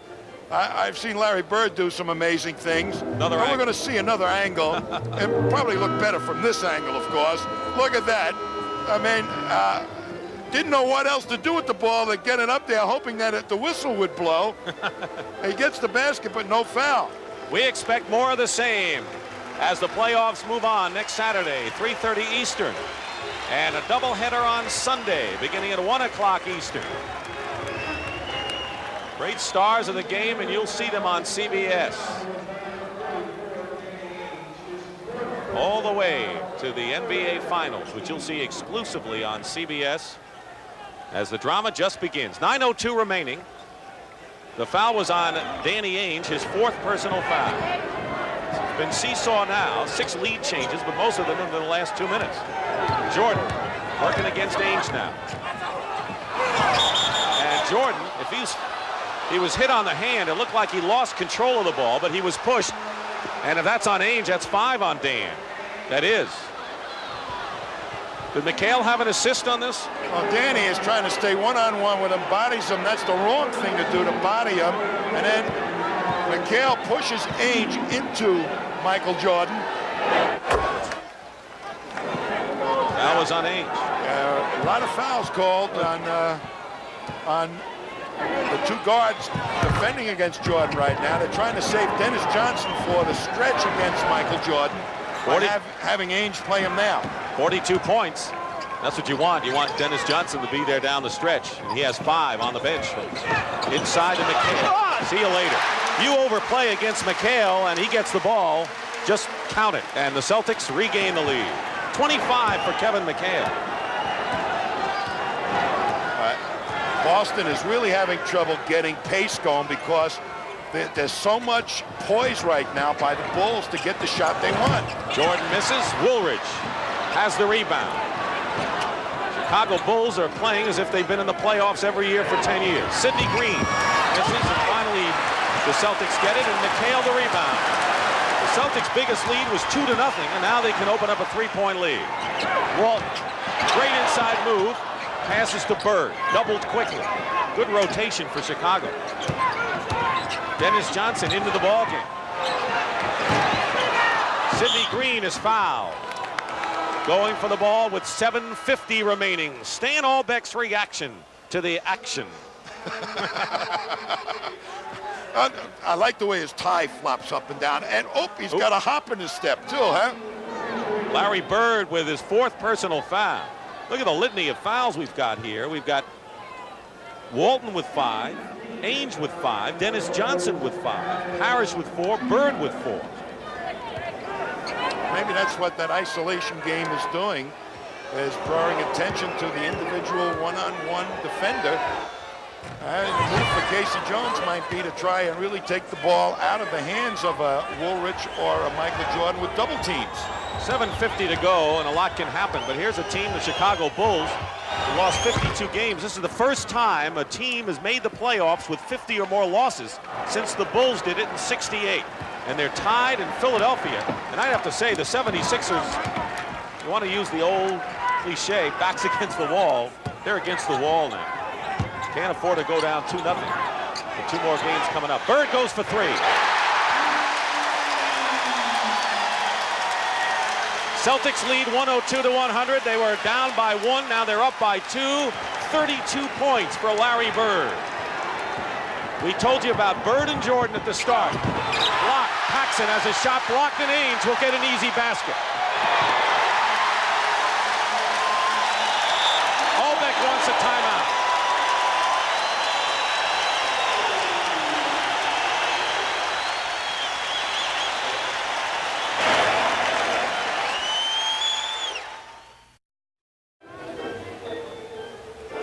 With 7 minutes and 12 seconds remaining in the 4th period, the Boston Celtics have their biggest lead of the ball game now. 4 points.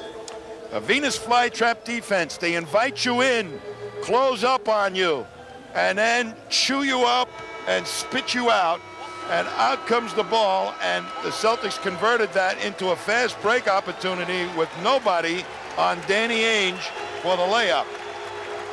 Now, this type of Boston trying to create tempo at this point. They got to do it with defense. Chicago has really got the pace of the game exactly where they want it. John Paxson guarded by Dennis Johnson. Michael Jordan guarded by Danny Ainge, who's shadowing him. They're isolated. Game of isos right now. Isolation. They double team now. Walton's come out to meet Jordan. Jordan trying to use his quickness, and it works. Michael Jordan with 44 now in the ball game. And Walton afraid to foul that time. Backed off Jordan a little bit. Walton with 5. Next foul, and he's gone. Oakley in there. Guarding Walton. Woolridge on Bird. Bird with 34. Keep in mind, Bird didn't get his first points until 15.5 minutes were going into the game. And the 2 stars we talked about at the top have not disappointed a soul.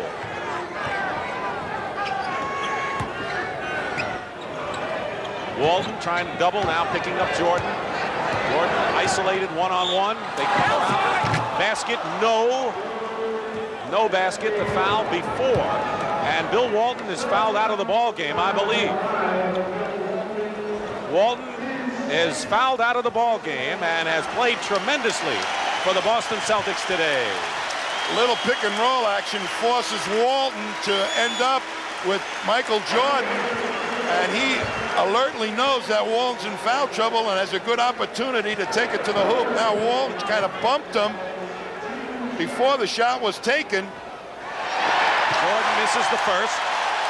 Walton 10 points and 15 rebounds today. Jordan hit his first 16 from the line before he missed there. And he misses both of them. Is that fatigue? I think it might be, Dick. But you got to miss some free throws once in a while. I think Jordan right now, they did a great job of not asking him to do too much too early. Just under 6 minutes to go, 4th period. Celtics leading by 4. And they'll call the foul away from the ball.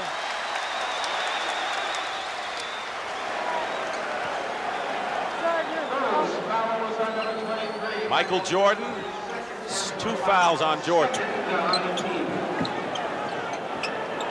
Parrish in the ball game. He's playing with 4 fouls. Bill Walton fouled out of the ball game. Dennis Johnson is playing with 5. Bird triple teamed all of a sudden. Paxson gets back to Johnson. And a good, quick defensive move by Paxson. Yeah, but DJ didn't swing the ball like they normally do to the wide open Danny Ainge, who's had a hot hand here. Jordan cuts the Celtic lead to 2, and he has 46 points. 5:23 remaining. Keep in mind, the Boston Celtics went into this game with a 41-1 record at Boston Garden, including Game 1 victory over Chicago on Thursday. Corzine on Mchale. Double again with Paxson. Parrish in a crowd. Jordan the rebound. And Chicago, knowing when to double, alertly playing good team defense.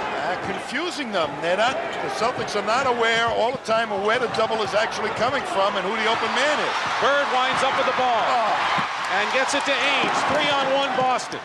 Johnson to Ainge and a whistle. Chicago foul as Ainge is slow getting up. This is kind of playoff intensity as John Paxson. You know, there was a pretty good no call on Bird with that outlet pass. Was going down when he made that outlet pass. They easily could have called a foul on that, but the Celtics still didn't get a hoop out of it and not a free throw either. Parrish gets free. Parrish with only 8 points in the ball game, his first point since the opening period. But it's good enough to give the Celtics a 4-point lead, 108-104. Nearly 4.5 to play. Jordan is short. Mchale lead pass. Paxson tops it over, and Ainge was hit in the eye. Jordan brings it up. Ainge staggered for the moment, and a foul called against Bird. Paxson was shaken up, and so is Danny Ainge.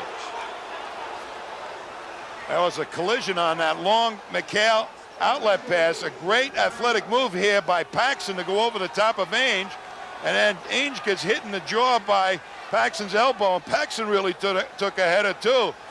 2 down and 8 to go. Larry Bird was called for his 5th personal foul. I have never seen as many fouls called in a game like this. I'm going to see Bird on this outlet pass right now. Somebody's got him. They're holding him. That's where I said before they could have called the foul. Corzine. They're going Corzine, which wasn't called, and it was like maybe a good no call because the officials felt that the Celtics had a good fast break advantage. Chicago's been missing from the line as of late. Something they can't afford to do here. Trailing by 4 with 4:23 to go. 1 out of 2 for Charles Oakley. So Bird with 5 fouls. Dennis Johnson has 5. Walton is fouled out of the game. Parrish, who has 4s on easy street compared to the others. 4:11 remaining. Bird feeding Parrish. Blocked. A block by Woolridge, I believe, or Jordan. We'll check. Chicago with a chance to cut it to 1. What a morale builder that defensive stint was for the Bulls. Jordan. Looks like lately the Bulls have been going to Jordan like they did at the start of the last game. Here he is, the move and the basket. And it's a 1-point game as Stan Albeck urges his team on. 108-107, that much time to go in the 4th. This is not the time, though. I mean, I don't know, Tom, what do you think, to ignore the other guys because you're going to need somebody. Well, did Jordan do it himself? I think Jordan is the guy to go to right now at this phase portion of the game. But the Celtics got to find somebody. Ainge with a fake on Corzine. Hits the shot. 3-point lead again for Boston. It looks to me like the Bulls are going to double anything down low that the Celtics try to use Mchale or Parrish. So it may end up in a lap of Danny Ainge and Dennis Johnson to win this ball game for the Celtics.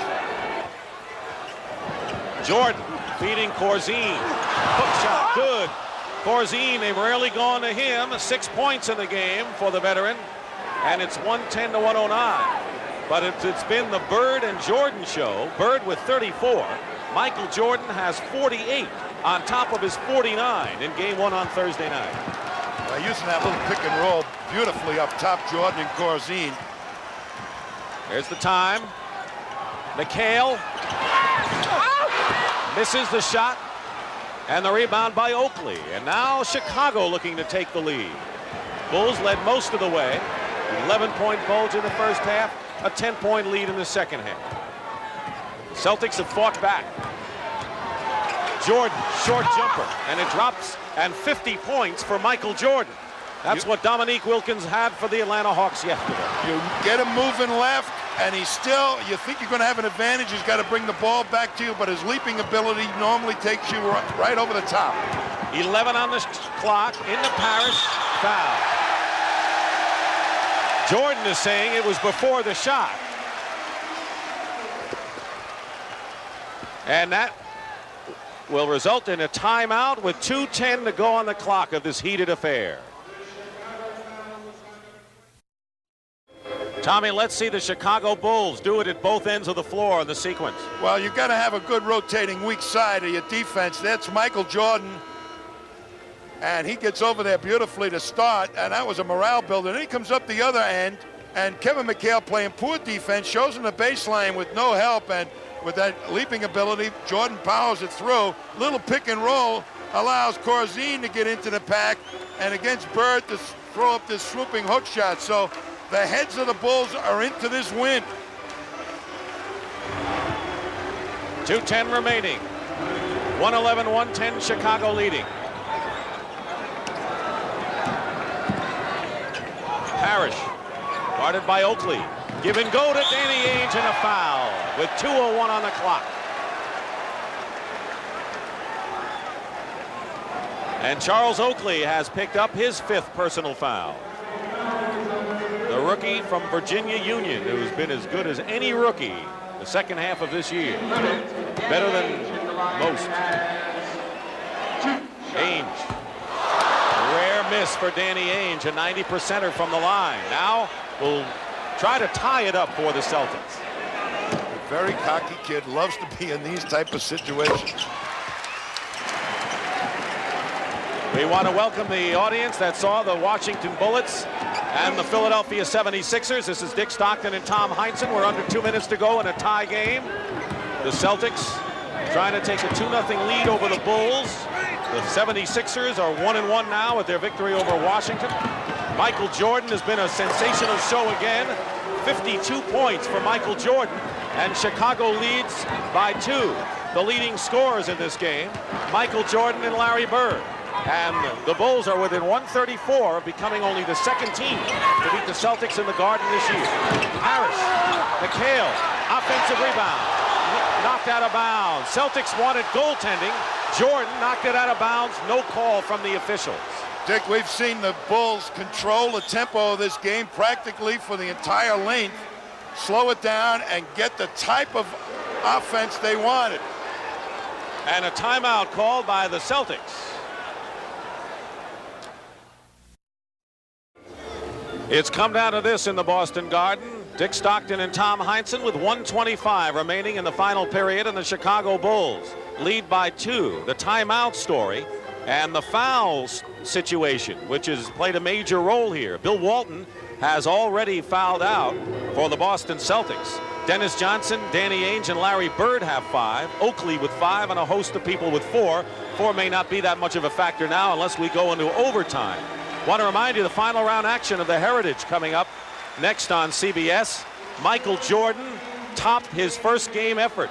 He has 52 points, and Roger Maltby has a 2-stroke lead at the Heritage. Jordan, by the way, also 16 points in this period. Celtics trying to find the matchup that can be the most productive. They try to use Mchale. Corzine did a decent job on him. Now they're going to, I think, maybe go to Parrish. 10 on the clock. Double on Parrish. Dennis Johnson penetrates, draws the foul, and gets the basket. Big play by Dennis Johnson. Can you imagine he didn't make the All-Star team? There may not be a more clutch backcourt performer in the league all around than Dennis Johnson. As a double team, they left Dennis Johnson, and he took it to the pack, and Paxson did not get over there quite quick enough. Dennis scored, got a chance for the 3-point play. So tough as a penetrating guard because he's 6'5" and he's got that solid body. Well, he didn't take the outside shot. He took it to the hoop. A tough penetrator. Celtics by 1. All eyes on Jordan with 52. Short, but there's Oakley fighting inside. No foul, blocked. Robert Parrish picks it off, and the Celtics, with under a minute to go, has the lead by 3. Make it 114. Now it's 3. Ainge to Mchale.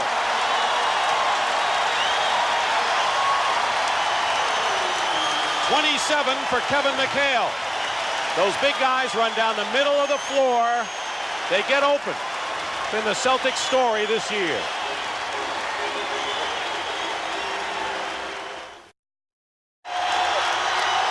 You're going to see Danny Ainge make a very intuitive play to Kevin Mchale. He's going to make it look like a shot to get the defense to relax, and just lays it out there as nice as can be for Kevin Mchale. What a key pass at a key point in the ball game. Next Saturday, 3:30 Eastern, and a doubleheader Sunday, starting at 1 o'clock. CBS will bring you the playoffs. Kevin Mchale, the latest hero.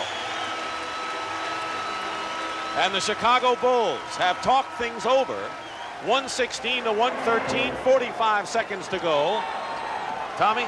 Well, if it doesn't go to Michael Jordan, I'll be very surprised.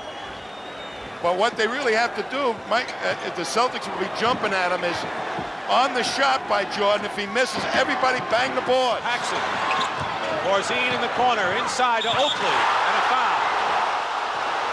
Parrish, that'll be his 5th personal foul, 5 on Robert Parrish.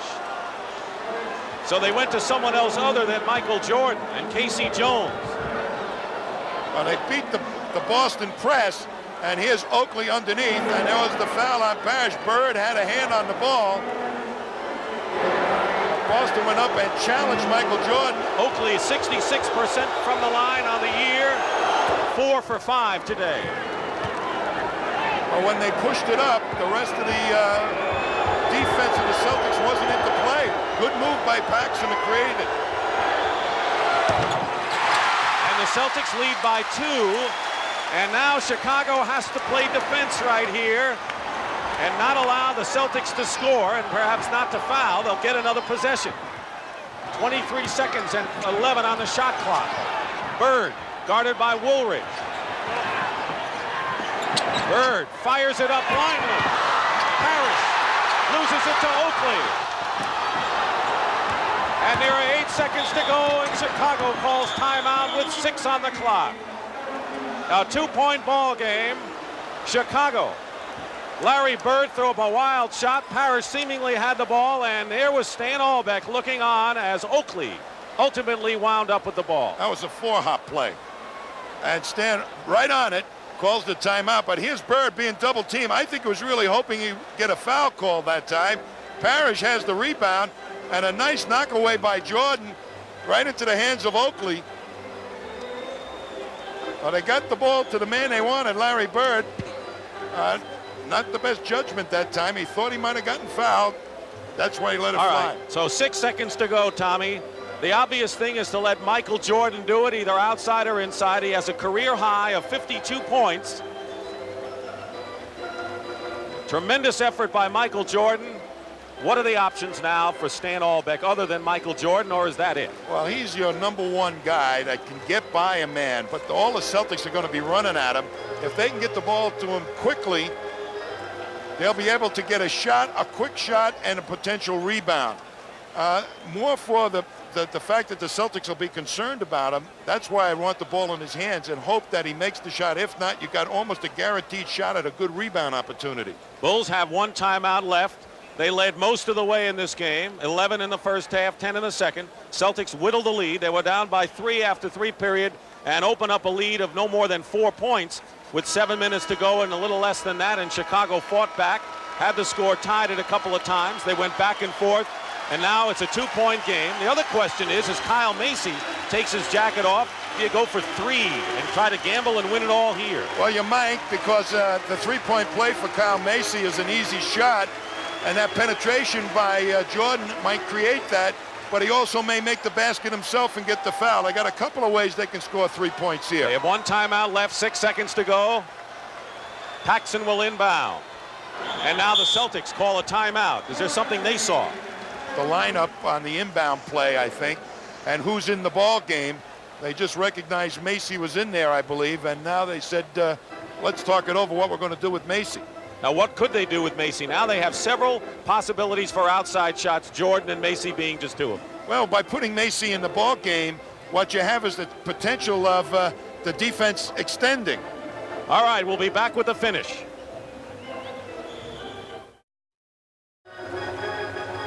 The Chicago Bulls have given the Boston Celtics a tremendous battle today, but need 2 points to tie, perhaps 3 to win with 6 seconds to go. Michael Jordan with a career high of 52 points on the heels of 49 in game 1. Larry Bird with 34 points and 11 rebounds today. And talking about whether to go for 3 or 2, keep in mind that Bird has 5 fouls, Parrish has 5, Walton's out of the game. Chicago may be better off going for 2, but who knows? They got Paxson and Macy in there. By having them in the lineup, that might extend the Celtics defense. Wedman is in for Boston for defensive purposes. That's the change the Celtics made. Michael Jordan working against Dennis Johnson. Clock running down, 3 seconds, 3-point shot, no good. And a foul, wait. A foul against Kevin Mchale has been called by Middleton with no time showing on the clock. Kevin Mchale can't believe it. Kevin Mchale has been called for the foul on Michael Jordan from 8 feet beyond the 3-point line. I have to see it myself. Here's Kevin coming all the way, and we didn't see what actually happened, but players do fake the foul. He can tie it up here and send the game in overtime. No time remaining. He made his first 16, then missed 2 before he made the 1, and this is pressure.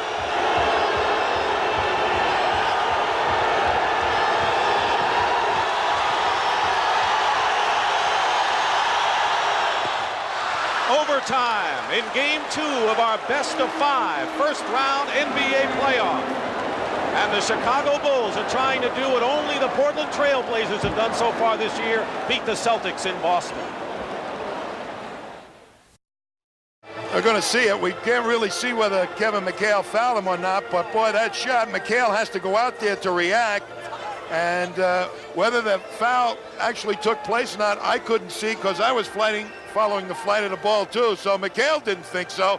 He was telling Larry Bird that when he went by, Jordan stuck out his arm and knocked himself down, but Stan Olbeck sees it the other way, of course. Sam Vincent had a bird's eye low view of all this, but that's an ant's view. The thing is that everyone was looking at the ball with the exception of the official. One official was checking the ball. The other one was out there. Now, if you want to know whether the officials were in position to call it, the answer is yes. Ed Middleton was no more than 5 feet from Michael Jordan when he took the shot. In any event, we're going to overtime. And Michael Jordan with 54 points, a career high, and 5-minute overtime session. Each team has 3 timeouts. Boston still has a 20. He'll jump center with Woolridge jumping against Parrish. On the 4th foul, the team will get into the bonus. And the foul trouble situation becomes major now, as we have a slew of players with 5. Celtics control. Their biggest lead was 4. Biggest lead for the Bulls was 11 in the first half. Mchale against Corzine, doubled with Jordan. Loses the ball. Recovers it. Bird. Ainge. And Corzine holds on for the rebound. As that double team again, they had trouble finding the open man. Kevin Mchale normally is able to find and locate that open man. Jordan's 54 points ties John Havlicek for the 4th best individual single game effort in playoff history. Long range, Jordan hits it, 56 for Jordan, and that ties the Chicago Bulls all-time leader, Bob Love, who had 56 in the game. And the Bulls lead by 2. That kind of answers your question about whether it's tied or not. You don't start hitting outside shots like that at the tail end of a ball game if you're tied. I think he was used wisely in the offense in the early part of the game by Stan Olbeck. Pick and roll, Harris. Rebound by Oakley. And Chicago, with a little more than a minute gone by, with a 2-point lead and content to walk it up floor. 1-0 Celtics lead in the best-of-5. Philadelphia, Washington are tied 1-1 in their best-of-5 series. That pick and roll is working beautifully for the Bulls. Woolridge over Ainge, short. Mchale clears, and the Celtics looking to tie it up. Bird, Ainge. That's what they didn't do most of the game, Tommy, run the floor. It takes willpower to create tempo, to push it at the defense. They've been playing at the rhythm of the Bulls all afternoon long. Ainge 20 points in the ball game. Bird leads with 34. Jordan is 56. 10 on the clock. Woolridge going in strong. No basket. They call him for the offensive foul. And that'll be 5 on Orlando Woolridge. So Woolridge and Oakley have 5 fouls for Chicago. Bird, Parrish, Dennis Johnson, and Danny Ainge all with 5 for the Celtics. And they're all on the floor. Bird trying to feed inside. It's still Celtic ball with 2:55 on the clock.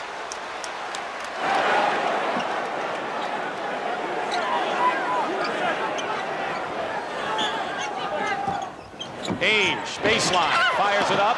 Bird loses the ball inside, and Oakley got a piece of that one. 118, 2:45 remaining in overtime. Jordan hit 2 free throws with no time on the clock to send it into OT.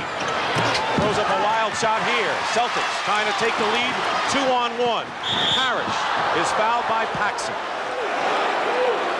So this is where we are. Game 2, and the drama is not over yet here at the Garden. Philadelphia and Washington are 1-1. The Nets and Milwaukee play later, with the Milwaukee Bucks leading 1-0 in their best of 5, and Atlanta will take a 2-0 lead to Detroit this week in their series. The Celtics right now on that defense were trying to disrupt the rhythm of the Bulls offense by doubling people, taking the ball out of the hands of the people the Bulls want to have the ball.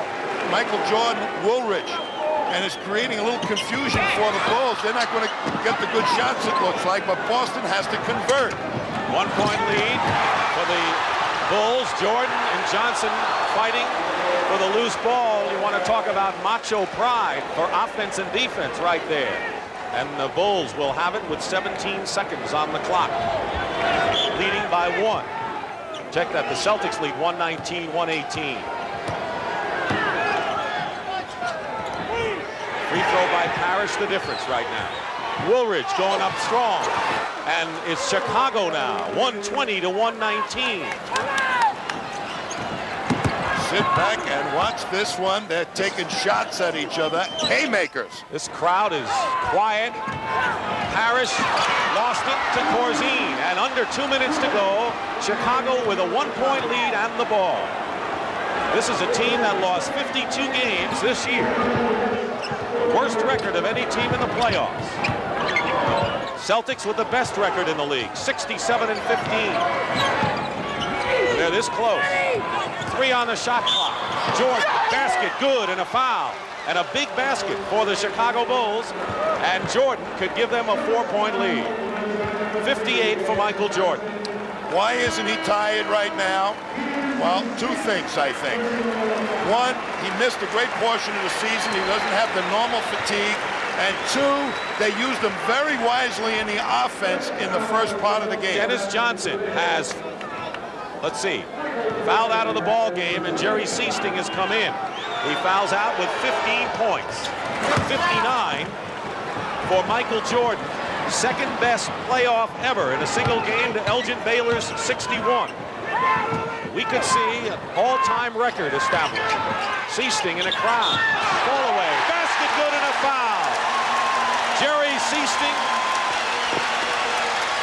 with 3 or 4 men on him, and he's only 6'1", made a big basket for Boston. And he did something that the rest of the Celtics have not been doing. He faked when he got into the defense, lifted people, and then took the shot. Smart play by Jerry Seasting. Foul on Jordan is 4th. Seasting misses the free throw. Parrish and Seasting each have missed 1 important free throw here. Otherwise, this game would be tied. Final round of the Heritage coming up after this game. 123-121 Chicago in overtime. Jordan. And Bird got a hand on it. Great play by Larry Bird as he anticipated the pass out by Jordan. And the Celtics are looking to tie or lead. Bird, Parrish, foul. That was the only play Chicago had, and even the Celtics are off their chairs. Here he comes, Bird cuts off Jordan at the baseline. They turned him loose, pushed him underneath the basket. The ball, a pass out, hit the net, so it ends up in the hands of Robert Parrish. But I'll tell you this is one rugged overtime period, and 4th quarter, I'll tell you, they're going at each other physically. They're banging. Chicago calls a timeout, and Parrish has one free throw to try to tie it up with 59 seconds to go in OT. Michael Jordan, 59 points. Elgin Baylor, the all-time single-game performance of 61. That's ever against the Celtics, regular season and playoff. And Baylor's 61 was against the Celtics in a playoff game in April of 62. And that's the top performance in a playoff game, and Jordan is 2 points away from that. Meanwhile, Robert Parrish is on the line with one free throw to try to tie the game now. Well, they put the freeze on him, trying to chill him down. Let's see if Robert responds to the challenge. He hit one of two before, makes them both here. They're tied at 123, 59 seconds to go.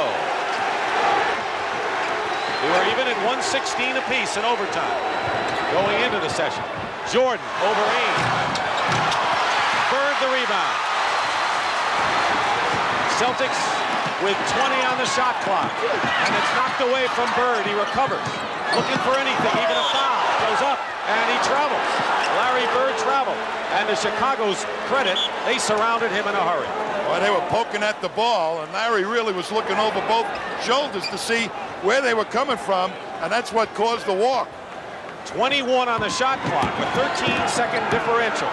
And the Bulls with a chance to take the lead. Woolridge against Mchale, going in against both. Tipped up and in, and it was Corzine with the tip-in. And with 22 seconds to go, the Bulls lead again, 125-123. And the Celtics will call a timeout and 15 seconds to try to tie it or win it in a fantastic playoff game from Boston Garden.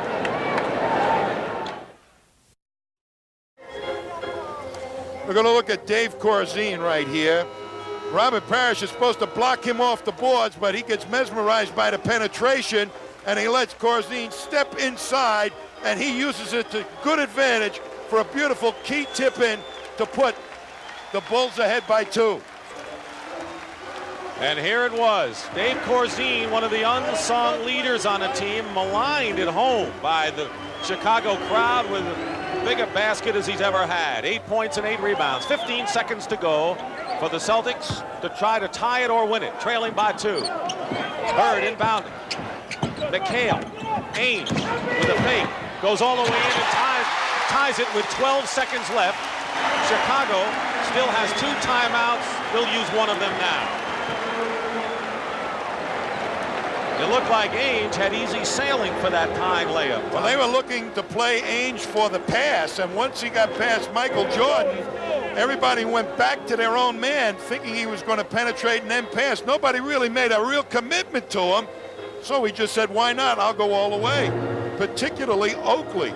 Danny Ainge with 22 points, all in the second half, as Bill Walton, who fouled out of the game, leading the cheers. But now the focus is on the Chicago Bulls. This is first round playoff action. Tonight, playoff action continues on several fronts.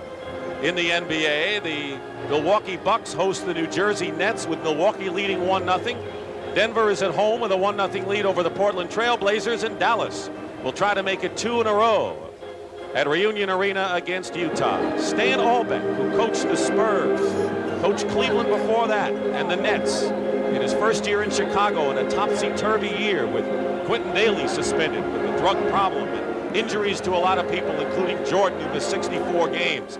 He didn't really have his true team until the last couple of weeks. And this game here, they're functioning so well and in developing the roles that I didn't think that they would be able to do, but they have really been outstanding today. Let's not forget Juwan Oldham, the 7-foot center, who is one of the top shot blockers in the NBA, who, if the series goes to 4 games, would be eligible to come back. And Oldham has had a broken cheekbone. He missed the last 18 games, and if Chicago can win here, he'll get a chance to play against the Celtics. But they haven't won this. It's 125 all, 12 seconds to go in the first overtime session. Well, is Michael Jordan going to get it again? The Celtics are trying to keep the ball away from him. And it goes to Corzine. He's got to get rid of it.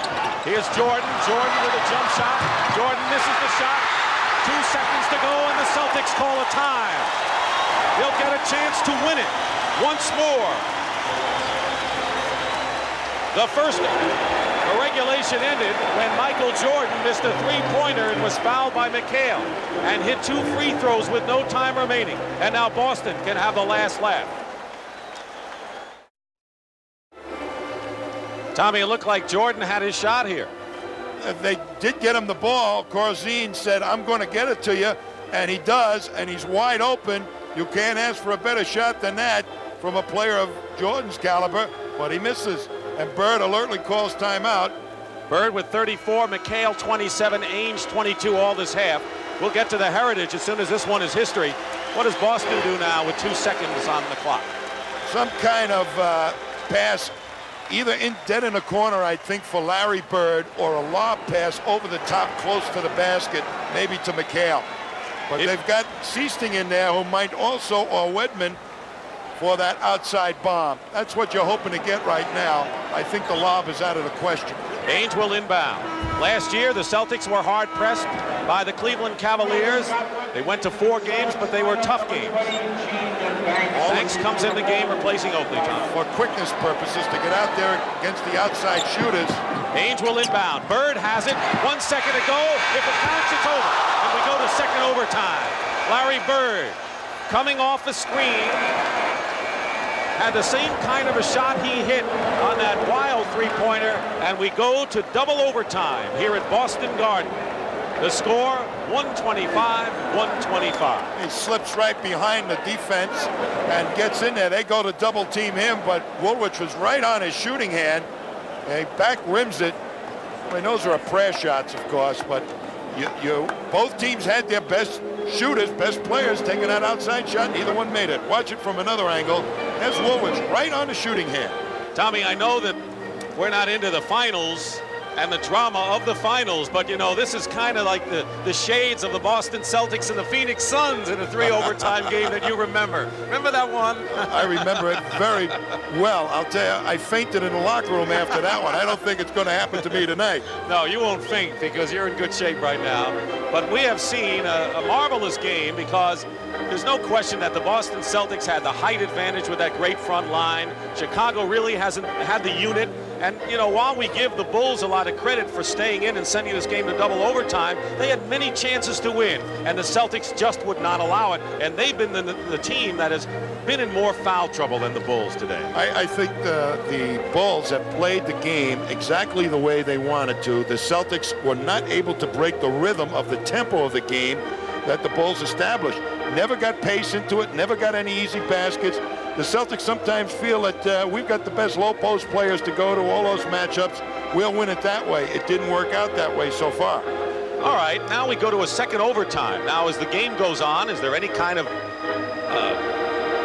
emphasis that maybe shifts when you get into a second 5-minute session? Well, I think right now Danny Ainge is saddled with 5 fouls, and if he ends up fouling out, one of their good outside shooters goes by the boards, and then Rick Carlisle or somebody else maybe will have to come in, David Thirdkill, to try and play Jordan, and that could be a big The factor.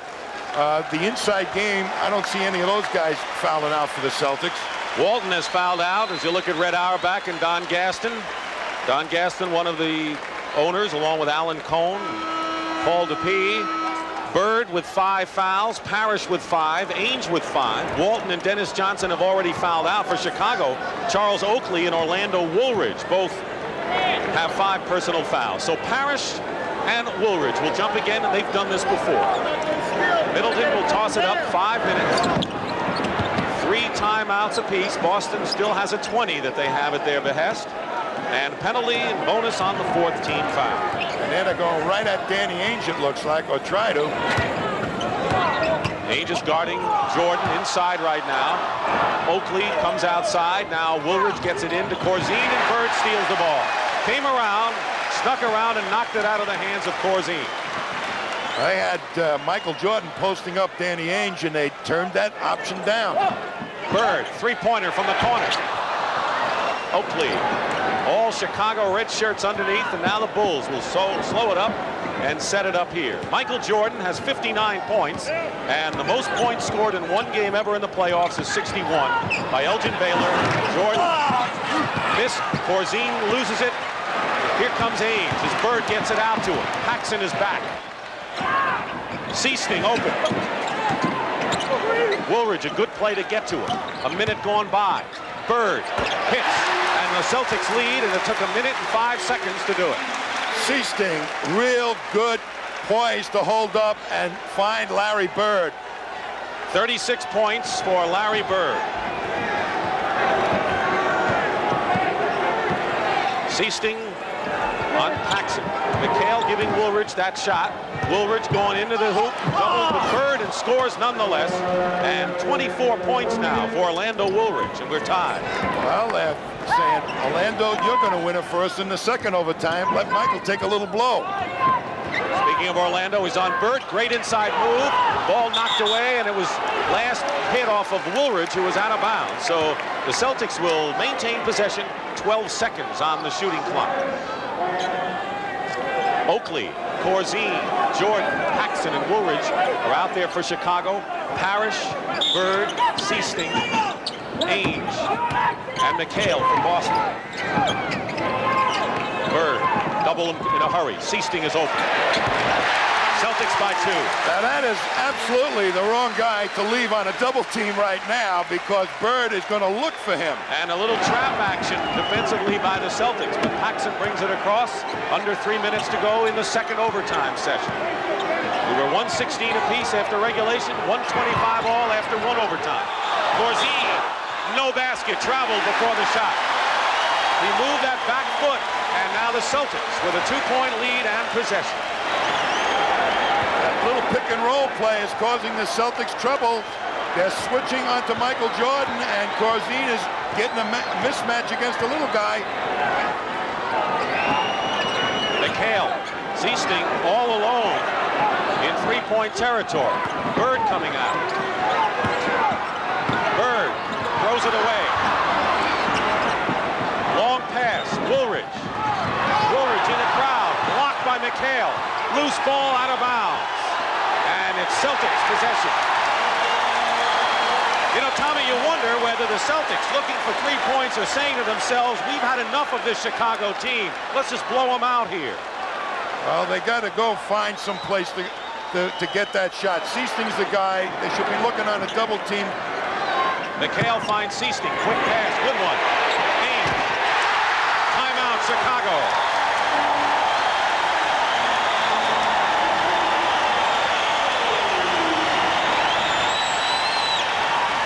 It matches the biggest lead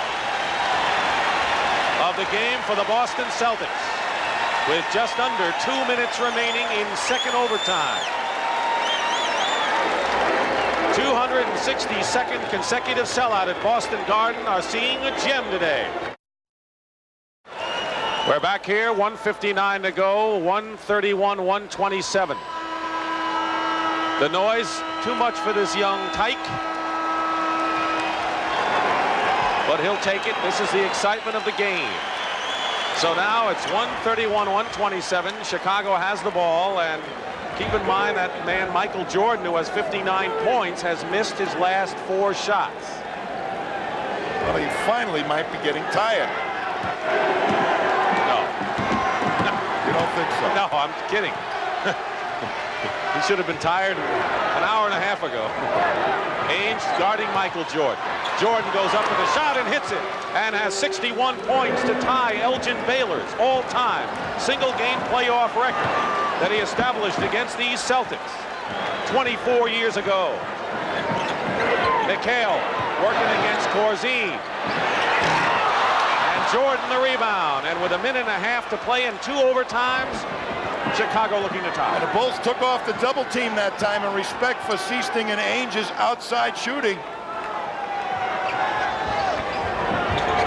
Jordan with 8 on the clock. Jordan ties the game. Oh, boy. 63 points, and you're looking at an all-time record. Oh, boy. Michael Jordan. That was a fantastic move. I mean, he went over 3 guys that time. No one has ever scored more points in a single playoff game in NBA history than Michael Jordan. 1 minute to go, and tied at 131. 7 on the shot clock. Mchale to Seasting, open. And And the Celtics regain the lead. And if you don't think Jerry Seasting has been maybe the missing ingredient to the Celtics this year, just see what he's done in this game. 8 points, but big 8 points. And incredible shooting. He went down and doubled at the last instant, and Seasting got the easy shot. He's going to make those. Mchale is on Jordan now with 6 on the clock. He missed. Harris, the rebound. Not to be denied, he grabbed it away from Oakley. Celtics with 24 seconds to go. And 17 on the shot clock. Lead by 2, and this is a critical possession. How many times have we said that? 10 on the clock. Bird, pick and roll, Parrish.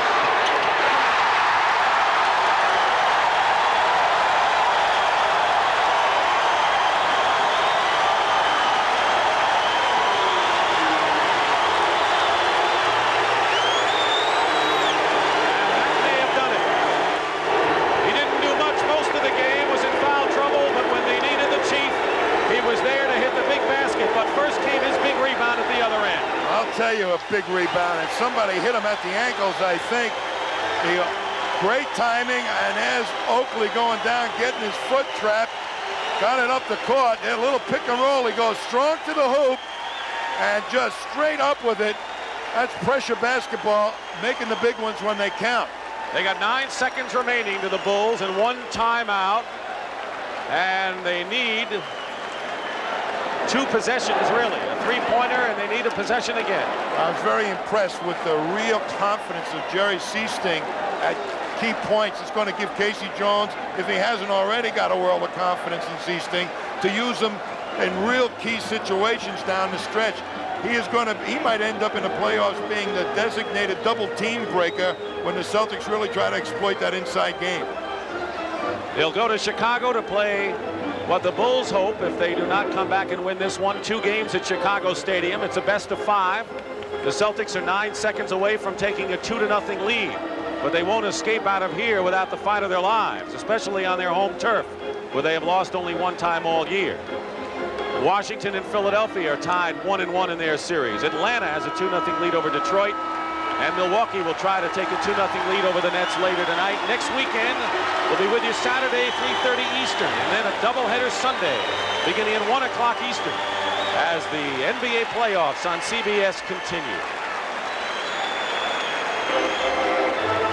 You know, the other surprise is that Danny Ainge has not fouled out with Michael Jordan handling that ball. Bird didn't foul out either. Well, I'm saying Ainge played very smart defense. He knew he had to stay in this game. Especially with Dennis Johnson fouling out. Right.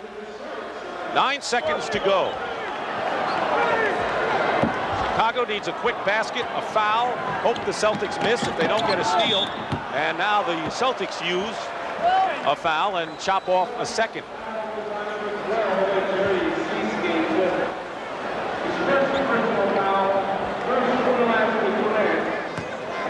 Next foul will result in the bonus, so they had 1 foul to give in the overtime. Paxson looking inbound. Woolridge, 6 seconds. Woolridge for 3, way short, throws up an air ball, and the Celtics will have it with 4 seconds to go. And a hard-fought victory for the Boston Celtics to take a 2-0 lead over Chicago in their best of 5. Our Miller Lite most valuable player of the game is Michael Jordan, with an all-time record 63 points in a single playoff game. Coming up, final round action from the Heritage. So for Tom Heinsohn and Pat O'Brien, Dick Stockton saying so long from Boston Garden. The final score, the Celtics 135, the Bulls 131. The NBA on CBS has been a presentation of CBS Sports.